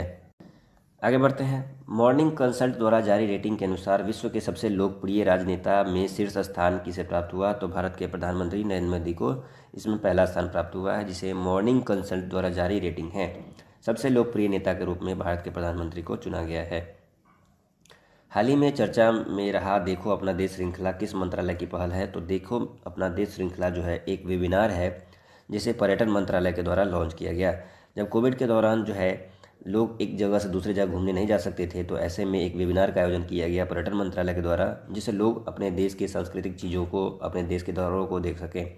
तो देखो अपना देश श्रृंखला जो है पर्यटन मंत्रालय के द्वारा शुरू किया गया है। भारत के पर्यटन मंत्री एवं संस्कृति मंत्री वर्तमान में जो है उनका नाम है जी किशन रेड्डी। हाल ही में किस देश में 3000 वर्ष पुराने गोल्डन सिटी की खोज की गई है। तो यह सिटी की खोज की गई है मिस्र में। 3000 वर्ष पुराने इस रेत में दफन गोल्डन सिटी की खोज की गई है, जिसे lost golden city of Laksar कहा जा रहा है। किस लेखिका को उनके उपन्यास पिरानेसी के लिए फिक्शन 2021 महिला पुरस्कार से सम्मानित किया गया। तो उसका नाम है सुजैना क्लार्क। सुजैना क्लार्क को जो है उनकी उपन्यास पिरानेसी के लिए फिक्शन 2021 महिला पुरस्कार से सम्मानित किया गया है। फरवरी 2021 में प्रकाशित पुस्तक ब्यूटीफुल थिंग्स की लेखिका कौन है। तो ब्यूटीफुल थिंग्स की लेखिका है हंटर बाइडेन। ऑप्शन बी बिल्कुल इसका सही उत्तर है। बढ़ते हैं अगले प्रश्न की ओर। अगला प्रश्न है, किस राज्य सरकार ने जानवरों के लिए देश का पहला एम्बुलेंस नेटवर्क स्थापित करने की घोषणा की है। तो वह राज्य है आंध्र प्रदेश। आंध्र प्रदेश के मुख्यमंत्री जो हैं उनका नाम है वाईएस जगनमोहन रेड्डी। उन्होंने ये घोषणा की कि देश का पहला जो ऐसा एम्बुलेंस बनाया जाएगा जो विशेष रूप से जानवरों के लिए होगा। तो ऐसे में जानवरों के इलाज के लिए यह राज्य के द्वारा उठाया गया एक बेहतर कदम है। वर्ष 2021 के लिए गांधी शांति पुरस्कार से किसे सम्मानित किया गया है। तो वर्ष 2020 के लिए शेख मुजीबुर रहमान जी को जो है गांधी शांति पुरस्कार से सम्मानित किया गया है। बात करें 2019 की, तो ओमान के दिवंगत सुल्तान कबूस बिन सईद को जो है गांधी शांति पुरस्कार दिया गया। शेख मुजीबुर रहमान को जो है बंगबंधु के नाम से जाना जाता है और बांग्लादेश की स्वतंत्रता में इनकी प्रमुख भूमिका थी।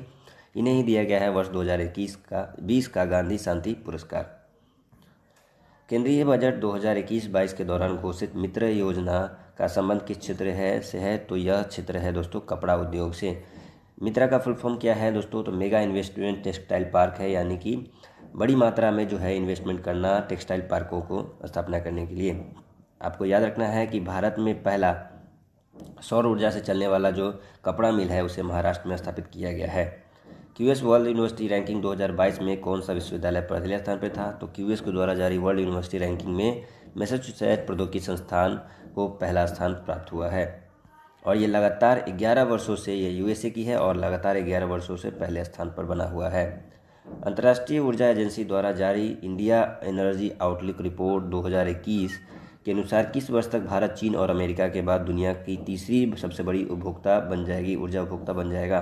तो 2030 तक, यानी कि अंतर्राष्ट्रीय ऊर्जा एजेंसी की घोषणा यह है कि चीन और अमेरिका के बाद भारत दुनिया का तीसरी सबसे बड़ा ऊर्जा उपभोक्ता बन जाएगा 2030 तक। यूरोपीय यूनियन को पीछे छोड़ते हुए 2030 तक भारत तीसरा सबसे बड़ा ऊर्जा उपभोक्ता बनेगा।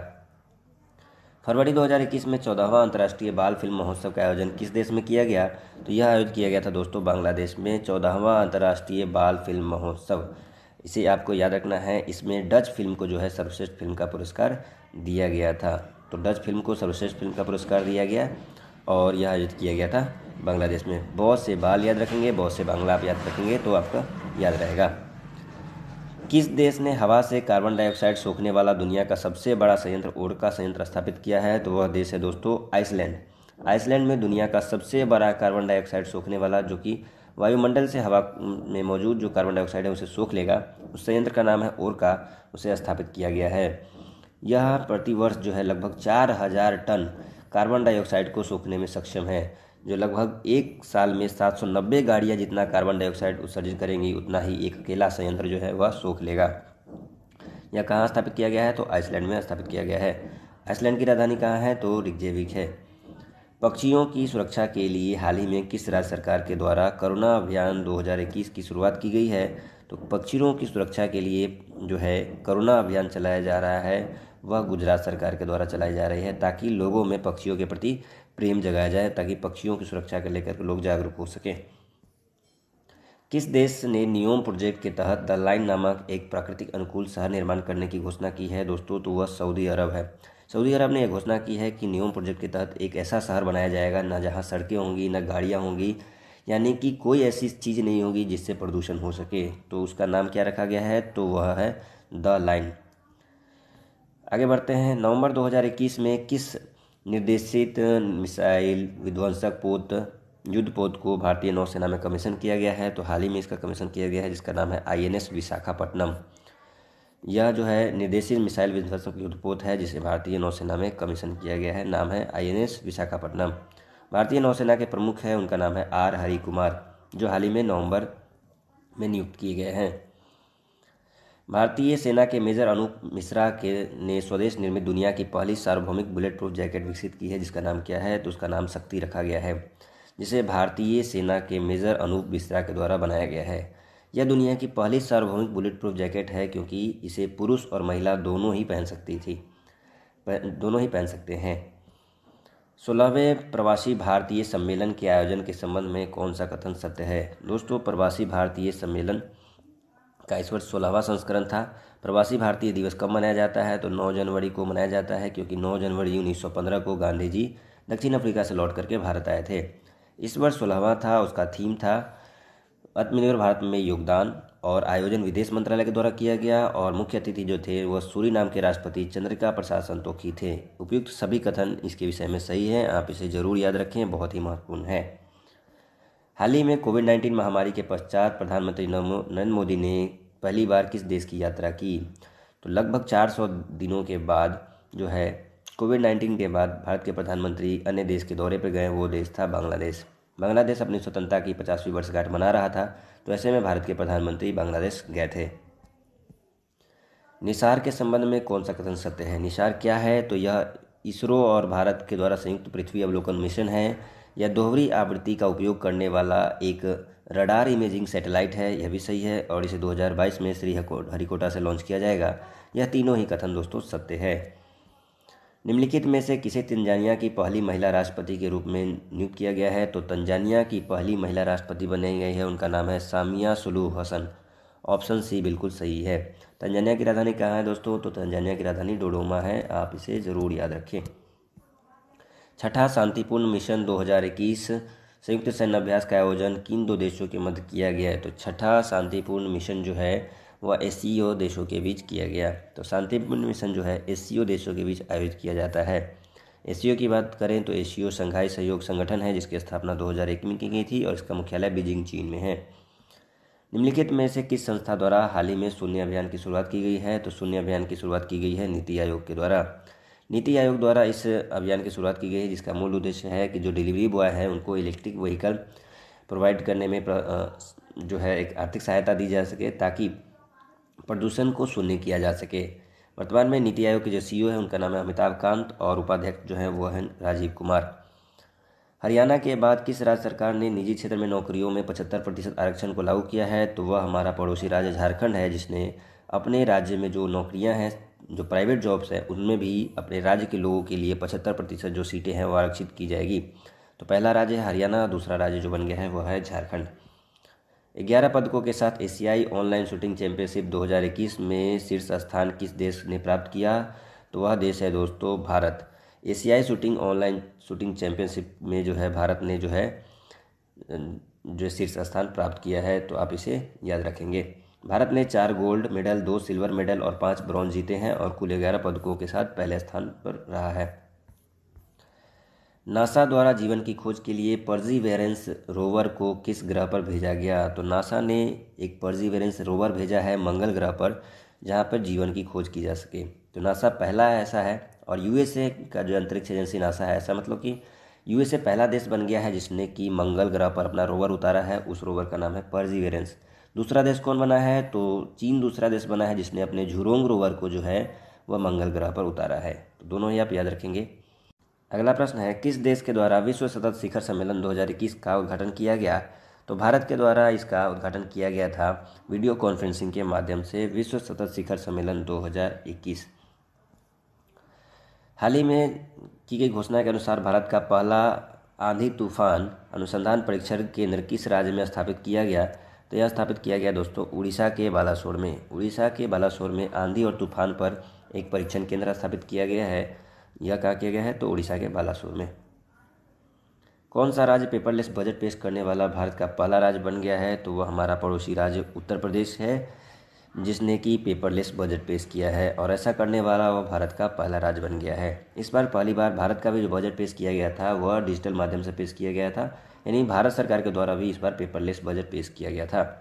अगला प्रश्न है, 67वां राष्ट्रीय फिल्म पुरस्कार के संबंध में कौन सा कथन सही है? मलयालम फिल्म मरक्कर को बेस्ट फीचर फिल्म का खिताब दिया गया, यह भी सही है। सर्वश्रेष्ठ अभिनेत्री कंगना रनौत को चुना गया, यह भी सही है। और बेस्ट फिल्म का खिताब छिछोरे को दिया गया, हिंदी फिल्म का। तो यह तीनों कथन दोस्तों सही है। इस प्रकार ऑप्शन डी बिल्कुल सही उत्तर है।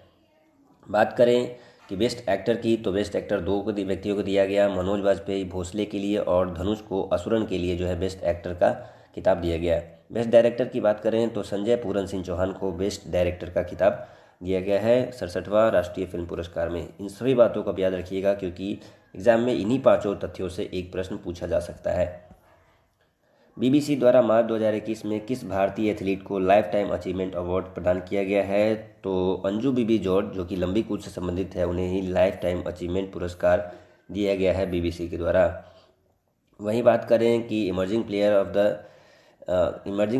द ईयर का खिताब किसे दिया गया? तो मनु भाकर जी को दिया गया था बीबीसी के द्वारा।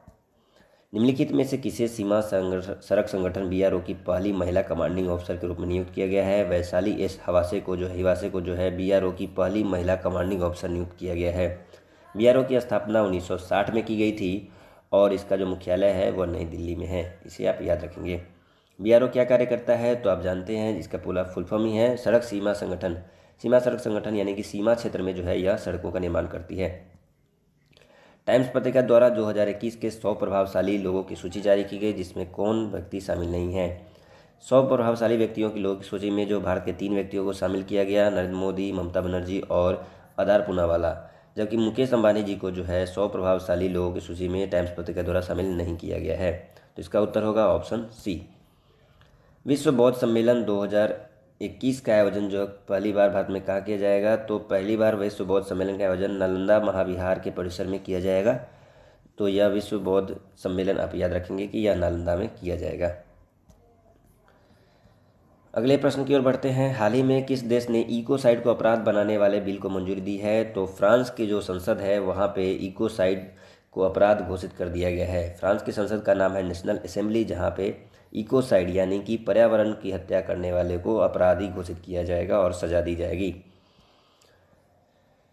हाल ही में वैज्ञानिकों ने किस ग्रह पर पहली बार एक्स किरणों के उत्सर्जन की खोज की है? तो वह देश है दोस्तों अरुण। यूरेनस ग्रह पर जो है एक्स किरणों के उत्सर्जन की खोज की गई है वैज्ञानिकों के द्वारा। तो स्पेशली किसके द्वारा? तो नासा के द्वारा इसकी खोज की गई है। तो नासा जो अमेरिकी अंतरिक्ष एजेंसी है उसके द्वारा खोज की गई है एक्स किरणों की अरुण ग्रह से। किस कंपनी ने जमशेदपुर में भारत का पहला कार्बन कैप्चर संयंत्र स्थापित किया है? तो टाटा स्टील के द्वारा जो है जमशेदपुर में भारत का पहला कार्बन कैप्चर संयंत्र स्थापित किया गया है, जो कि वायुमंडल से कार्बन को जो खींच कर उसे सोख लेगा। तो आप थोड़ी देर पहले मैंने बताया कि दुनिया का सबसे बड़ा जो कार्बन कैप्चर संयंत्र स्थापित किया गया है आइसलैंड में स्थापित किया गया है, जिसका नाम ओरका है। और भारत का पहला स्थापित किया गया है कार्बन कैप्चर संयंत्र जो है टाटा स्टील के द्वारा जमशेदपुर में स्थापित किया गया है। अप्रैल 2021 में एफएससीटी समूह से संबंधित विद्रोहियों से लड़ते हुए किस अफ्रीकी देश के राष्ट्रपति इदरिस डेबी की मृत्यु हो गई? तो वह राष्ट्रपति थे चाड के। 6ठी बार वो राष्ट्रपति बने थे। और वहाँ के फैक्ट समूह एक संगठन है उग्रवादी, जिसके विरोध में वो लड़ रहे थे और इसमें उनकी मृत्यु हो गई। इदरिस डेबी उनका नाम है और वह चाड के राष्ट्रपति थे। आप इसे याद रखेंगे। आगे बढ़ते हैं अगले प्रश्न की ओर। विनोवा सेवा प्रतिष्ठान ने जीवन शैली से संबंध रोगों के उपचार के लिए आयुष मंत्रालय के तत्वाधान में किस शहर में आयुर्वेद पर्व का आयोजन किया? दोस्तों, विनोवा सेवा प्रतिष्ठान ने जीवन शैली से संबंध रोगों के उपचार के लिए आयुष मंत्रालय के तत्वाधान में जो है आयुर्वेद पर्व का आयोजन किया, वह आयोजन किया भुवनेश्वर में। 3 दिवसीय आयोजन किया गया था भुवनेश्वर में। अगला प्रश्न है 32वां कॉर्पेट नौसैनिक अभ्यास भारत और किस देश के बीच में आयोजित किया गया? तो यह आयोजित किया गया थाईलैंड और भारत के बीच में। इसका आयोजन दोस्तों हिंद महासागर में किया गया और यह भारत और थाईलैंड के बीच में 32वां कॉर्पेट एक्सरसाइज था। इसके अतिरिक्त भारत और इंडोनेशिया के बीच में भी कॉर्पेट एक्सरसाइज का हाल ही में 36वां संस्करण आयोजित किया गया। बजट 2021-22 के अनुसार राष्ट्रीय रेल योजना कब तक तैयार करना है? तो बजट 2021 में यह घोषणा की गई थी कि 2030 तक जो है वह राष्ट्रीय रेल योजना को तैयार करेगा, जिसका मूल उद्देश्य होगा कि उद्योगों के लिए जो परिवहन लागत है उसको कम करना, उद्योग को रेल से जोड़ना। आगे बढ़ते हैं लास्ट सेट संख्या 10। पहला प्रश्न है एशिया पावर इंडेक्स 2021 के संदर्भ में कौन सा कथन सही है?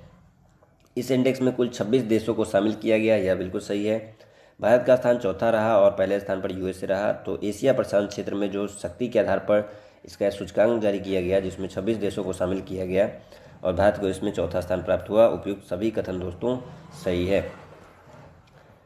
प्रधानमंत्री नरेंद्र मोदी जी ने जेवर अंतर्राष्ट्रीय हवाई अड्डे की आधारशिला रखी कहाँ पे? तो यह उत्तर प्रदेश के नोएडा में इसकी आधारशिला रखी गई है, जिसे नोएडा अंतर्राष्ट्रीय हवाई अड्डा, जेवर अंतर्राष्ट्रीय हवाई अड्डा के नाम से जाना जाएगा और यह भारत के सबसे बड़े अंतर्राष्ट्रीय हवाई अड्डों में शामिल होगा और एशिया के ही सबसे बड़े अंतर्राष्ट्रीय हवाई अड्डों में शामिल हो जाएगा।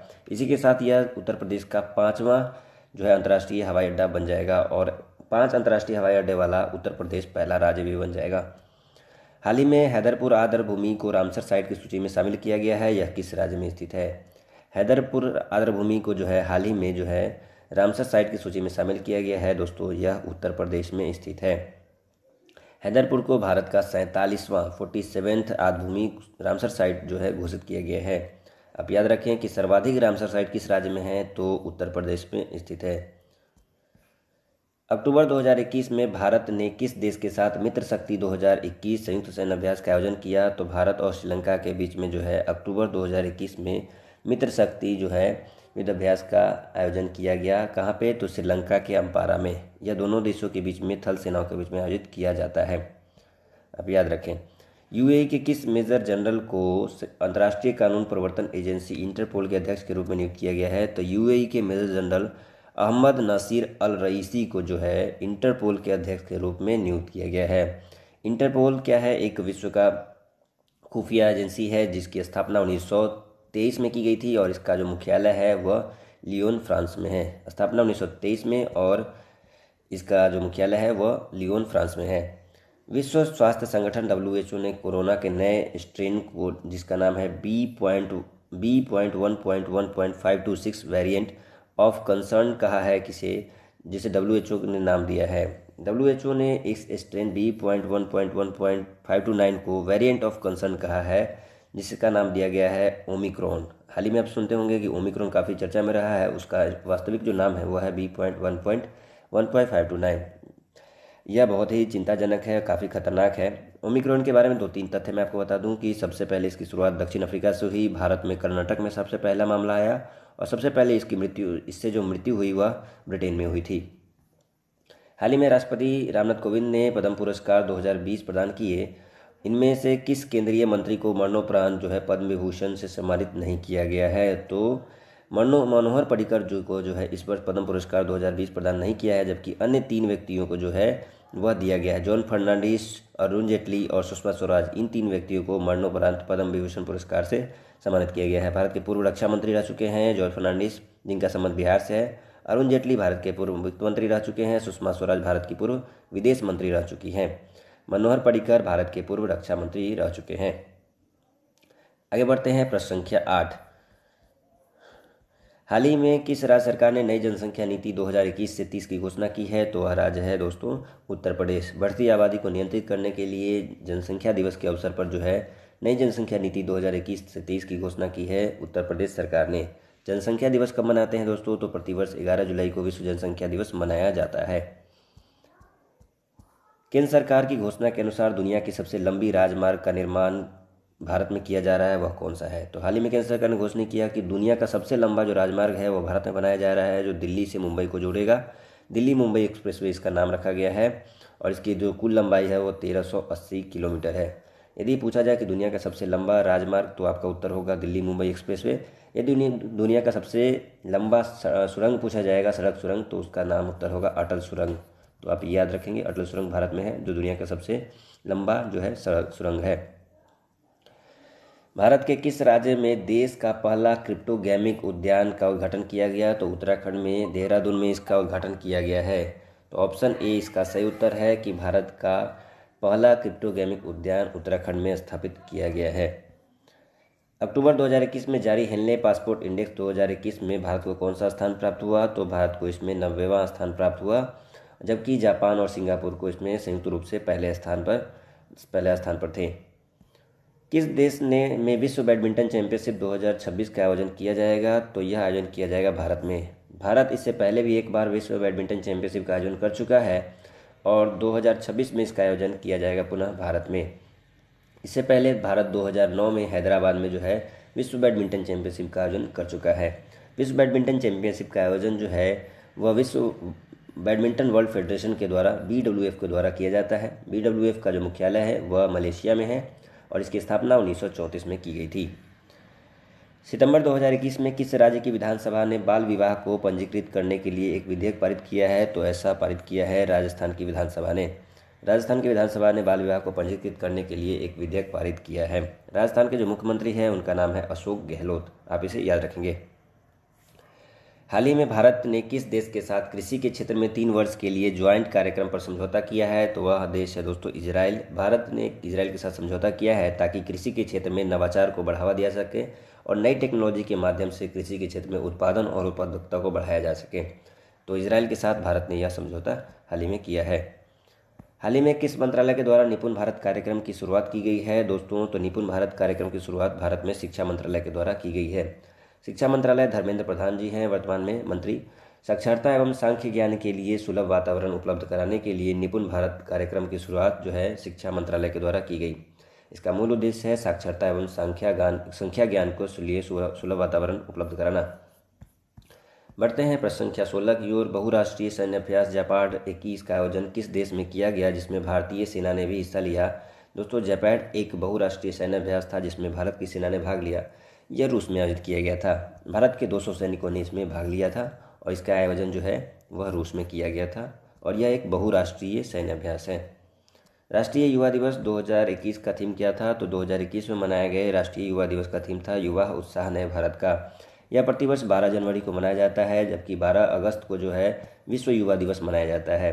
12 जनवरी को स्वामी विवेकानंद जी के जन्मदिवस पर राष्ट्रीय युवा दिवस मनाया जाता है। पश्चिम बंगाल में जल परिवहन में सुधार के लिए हाल ही में भारत सरकार ने किस संस्था के साथ एक ऋण समझौता किया है? तो भारत सरकार ने समझौता किया है विश्व बैंक के साथ, ताकि पश्चिम बंगाल में जो जल परिवहन है उसमें सुधार किया जाए। इसके लिए $105 मिलियन का ऋण समझौता भारत ने विश्व बैंक के साथ किया है। विश्व बैंक की स्थापना जुलाई 1944 में की गई थी और इसका जो मुख्यालय है वाशिंगटन DC में है, आप इसे याद रखेंगे। अन्य संस्था देखते हैं विश्व WTO, इसकी स्थापना 1995 में की गई थी। इसका भी मुख्यालय जो है वह जिनेवा में है। IMF की स्थापना विश्व बैंक के साथ ही की गई थी 1944 में। ADB का मुख्यालय जो है वह मनीला में है। 1966 में इसकी स्थापना की गई थी। BBC Indian sports women of the year पुरस्कार 2021 से किसे सम्मानित किया गया? तो उनका नाम है कोनेरू हम्पी, जिनका संबंध चेस से है। चेस के खिलाड़ी हैं कोनेरू हम्पी, जिन्हें BBC Indian sports women of the year पुरस्कार 2021 से सम्मानित किया गया है। दुनिया की सबसे बड़ी तैरती हुई सौर ऊर्जा परियोजना का निर्माण किस नदी पर किया गया है? तो 600 मेगावाट की दुनिया की सबसे बड़ी तैरती हुई सौर ऊर्जा परियोजना का निर्माण जो है नर्मदा नदी पर ओंकारेश्वर बांध के पास किया गया है। और यह कहाँ पे किया गया है? तो यह राज्य मध्य प्रदेश में किया गया है, इसे आप याद रखेंगे। हाल ही में किस राज्य सरकार ने युवाओं को आत्मनिर्भर बनाने हेतु लॉन्च पैड योजना शुरू की है? तो युवाओं को आत्मनिर्भर बनाने के लिए मध्य प्रदेश सरकार के द्वारा लॉन्च पैड योजना की शुरुआत की गई है। इसके तहत जो युवा अपना खुद का रोजगार स्थापित करना चाहते हैं उन्हें राज्य सरकार 6 लाख रुपए की प्रोत्साहन राशि प्रदान करेगी लॉन्च पैड योजना के तहत। भ्रष्टाचार को कम करने तथा पारदर्शिता को बढ़ाने के लिए किस राज्य या केंद्र शासित प्रदेश ने सतर्क नागरिक मोबाइल ऐप को लॉन्च किया है? तो वह केंद्र शासित प्रदेश है दोस्तों जम्मू कश्मीर। जम्मू कश्मीर के जो उपराज्यपाल है मनोज सिन्हा, उनके द्वारा जो है सतर्क नागरिक मोबाइल ऐप को लॉन्च किया गया ताकि प्रशासन में पारदर्शिता को बढ़ाया जा सके और भ्रष्टाचार को कम किया जा सके। अगला प्रश्न है, जनवरी 2021 में संयुक्त राष्ट्र द्वारा जारी रिपोर्ट के अनुसार सबसे ज़्यादा प्रवासी भारतीय किस देश में हैं? तो वह देश है दोस्तों संयुक्त अरब अमीरात। जनवरी 2021 में संयुक्त राष्ट्र के द्वारा वर्ल्ड माइग्रेशन रिपोर्ट 2020 जारी किया गया, जिसमें यह कहा गया कि भारत का 1.8 करोड़ जनसंख्या जो है वह अन्य देशों में रहता है। इसमें सबसे ज़्यादा संयुक्त अरब अमीरात में जो है वह 3.5 मिलियन लोग हैं जो भारत के वह संयुक्त अरब अमीरात में रहते हैं। दूसरे नंबर पर अमेरिका है जहाँ पे 2.7 मिलियन भारतीय निवास करते हैं।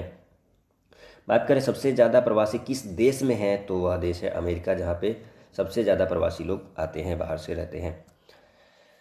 हरित और स्वच्छ ऊर्जा के बारे में जागरूकता फैलाने के उद्देश्य से संरक्षण क्षमता महोत्सव सक्षम 2021 का आयोजन किस मंत्रालय के द्वारा किया गया? तो पेट्रोलियम मंत्रालय के द्वारा किया गया, जिसका मूल उद्देश्य यह था कि संरक्षण लोगों को हरित ऊर्जा और स्वच्छ ऊर्जा के बारे में जागरूक पैदा किया जाए। भारत के जो पेट्रोलियम मंत्री हैं उनका नाम है हरदीप सिंह पुरी, जो कि वर्तमान में केंद्रीय आवास मंत्री भी हैं। हाल ही में रेलवे बोर्ड के नए अध्यक्ष और सीईओ के रूप में किसे नियुक्त किया गया है? उनका नाम है सुनीत शर्मा, जिन्हें रेलवे बोर्ड के नए अध्यक्ष और सीईओ के रूप में नियुक्त किया गया है। नाम याद रखें, सुनीत शर्मा। रेलवे बोर्ड की स्थापना जो है वह मार्च 1905 में की गई थी, आप इसे जरूर याद रखेंगे। बढ़ते हैं प्रश्न संख्या 26 की ओर। हाल ही में प्रकाशित पुस्तक द लाइट ऑफ एशिया किसके द्वारा लिखी गई है? तो द लाइट ऑफ एशिया जो गौतम बुद्ध के जीवन पर आधारित है, और गौतम बुद्ध को ही जो है द लाइट ऑफ एशिया कहा जाता है, वह जयराम रमेश जी के द्वारा लिखी गई है। देश का पहला अनाज एटीएम पायलट परियोजना के रूप में किस शहर में स्थापित किया गया है? तो यह हरियाणा के गुरुग्राम में एक पायलट प्रोजेक्ट के रूप में शुरू किया गया है अनाज एटीएम, जो कि एक स्वचालित मशीन है जिसमें कि एटीएम की तरह ही लोगों को अनाज मिल सकेगा। कारावासों के ऐतिहासिक महत्व को देखते हुए हाल ही में किस राज्य सरकार ने जेल पर्यटन की शुरुआत की है? तो यह शुरुआत की है महाराष्ट्र सरकार ने। महाराष्ट्र सरकार ने 12 ऐसे जेलों को चयनित किया है जो कि ऐतिहासिक दृष्टि से महत्वपूर्ण है। ऐसे में उन जेलों के ऐतिहासिक महत्व को देखते हुए वहाँ पे जेल पर्यटन की शुरुआत की है। सबसे पहले इसकी शुरुआत जो है यरवदा जेल से की गई है, जहाँ पे गांधी जी अपना कई वर्ष बिता चुके हैं। तो यरवदा जेल से इसकी शुरुआत की गई है, और यरवदा जेल को गांधी जी ने जो है मंदिर कहकर संबोधित किया था। अगला प्रश्न है, किस रेलवे जोन ने 3.5 किलोमीटर लंबाई की सबसे लंबी मालगाड़ी वासुकी को लॉन्च किया है? तो वह रेलवे है दक्षिण पूर्व मध्य रेलवे। दक्षिण पूर्व मध्य रेलवे के द्वारा 3.5 किलोमीटर लंबाई की सबसे लंबी मालगाड़ी वासुकी को लॉन्च किया है। दक्षिण पूर्व मध्य रेलवे के द्वारा इस मालगाड़ी को लॉन्च करने में 5 रेल इंजनों का प्रयोग किया, और लगभग 300 जो बोगियां हैं इसमें ऐड की गई। दक्षिण पूर्व मध्य रेलवे का जो मुख्यालय है वह बिलासपुर में है, आप इसे याद रखेंगे। यह कहाँ से कहाँ तक चलाई गई? तो यह भिलाई से लेकर के कोरबा के बीच में यह चलाई गई थी। वासुकी इस मालगाड़ी का नाम रखा गया है।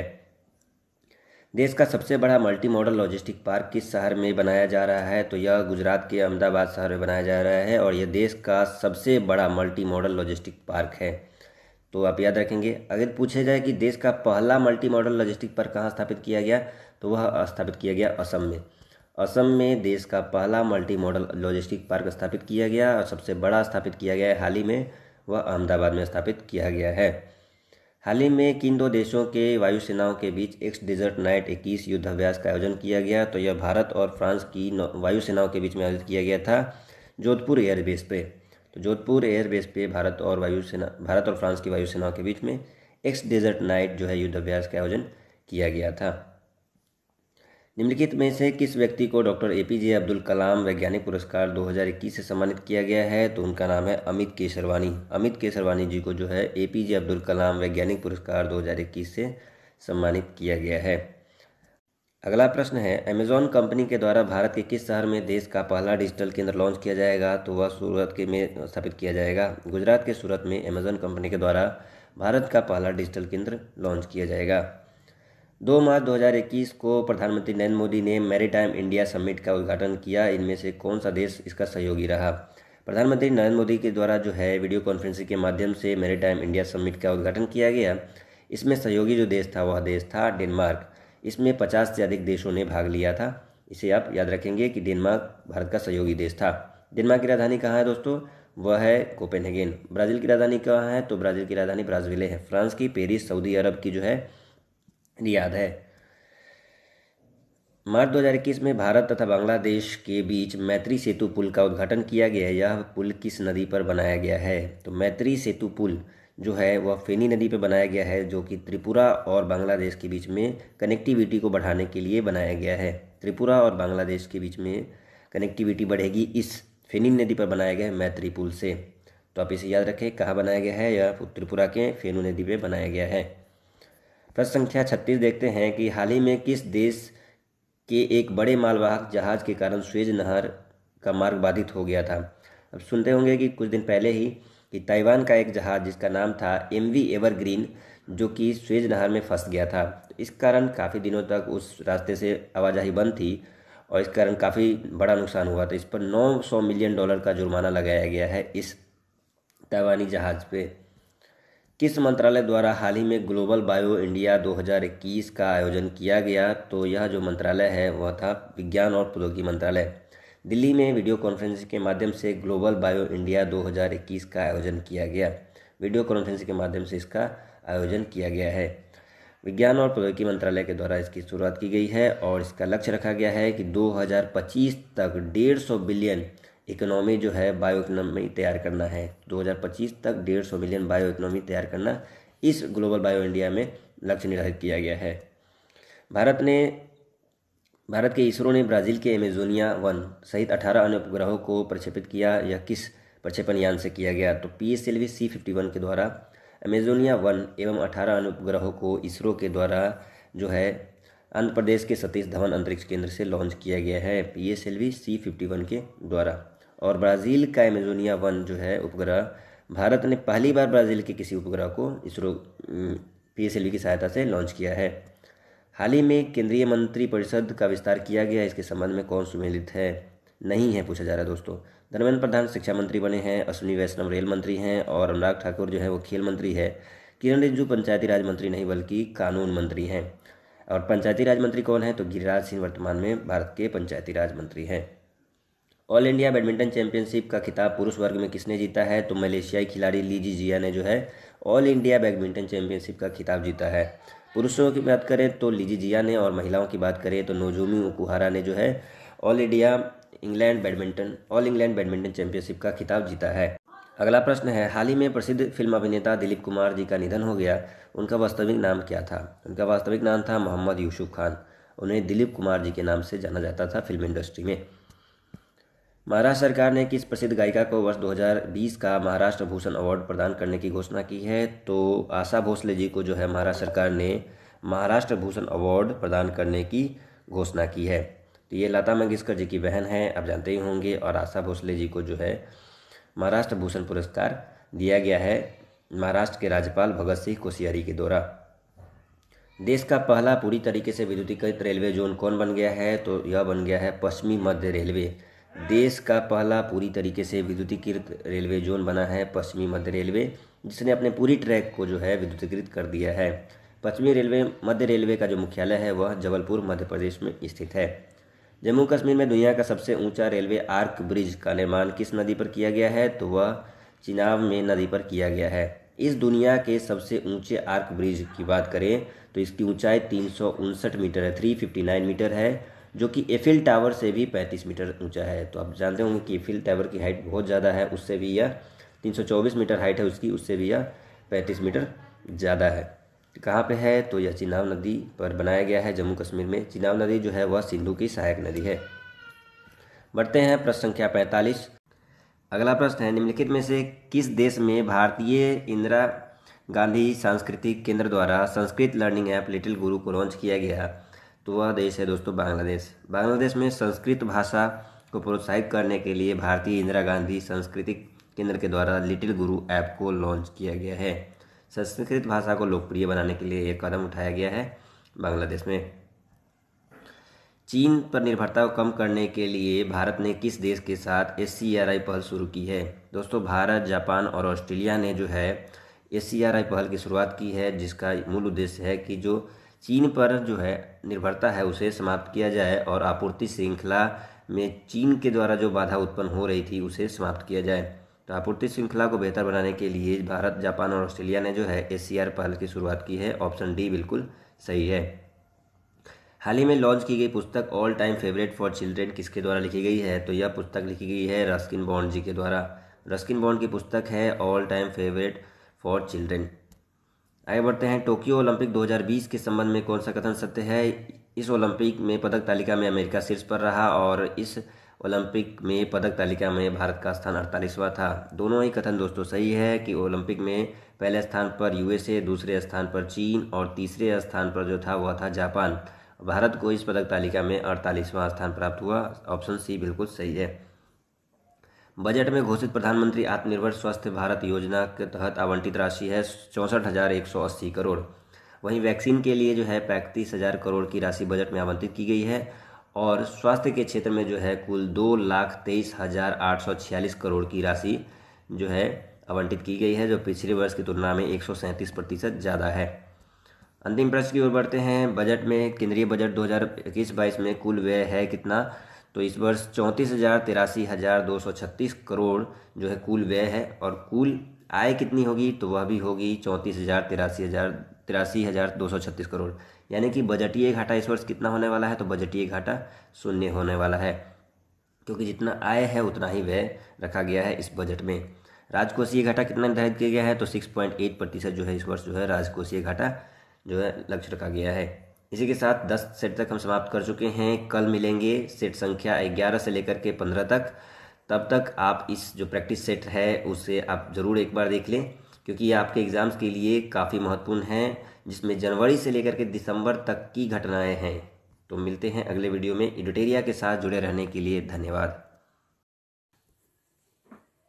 टेलीग्राम चैनल को सबसे पहले आप डाउनलोड कर लें। डाउनलोड करने के बाद इसे ओपन करें। ओपन करने के बाद आपको यहाँ पे सर्च बटन दिख रहा है। इस सर्च बटन पे जा करके आपको क्लिक करना है और जैसे ही सर्च बटन पे आप क्लिक करेंगे आप हमारे टेलीग्राम चैनल को सर्च कर सकते हैं। यहाँ पे आपको दिखाई दे रहा है एडुटेरिया टेस्ट सीरीज़, यही आपको सर्च करना है।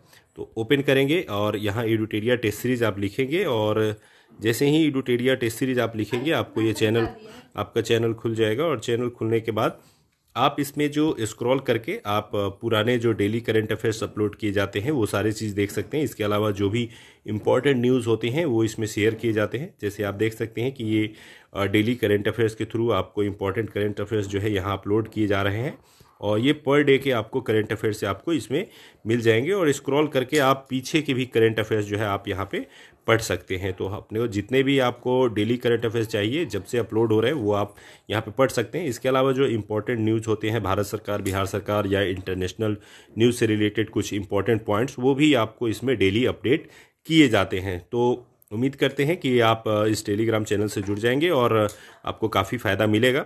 लगभग इसमें 3,35,000 स्टूडेंट्स जुड़े हुए हैं। तो इससे जुड़ जाइए और डेली करंट अफेयर्स और जो भी इम्पोर्टेंट पॉइंट्स है उसका फ़ायदा उठाइए। इसके अलावा जो भी PDF हमारे अपलोड होंगे वो यहीं पे अपलोड करके आपको सूचना दी जाएंगी। तो thank you for watching this video. धन्यवाद।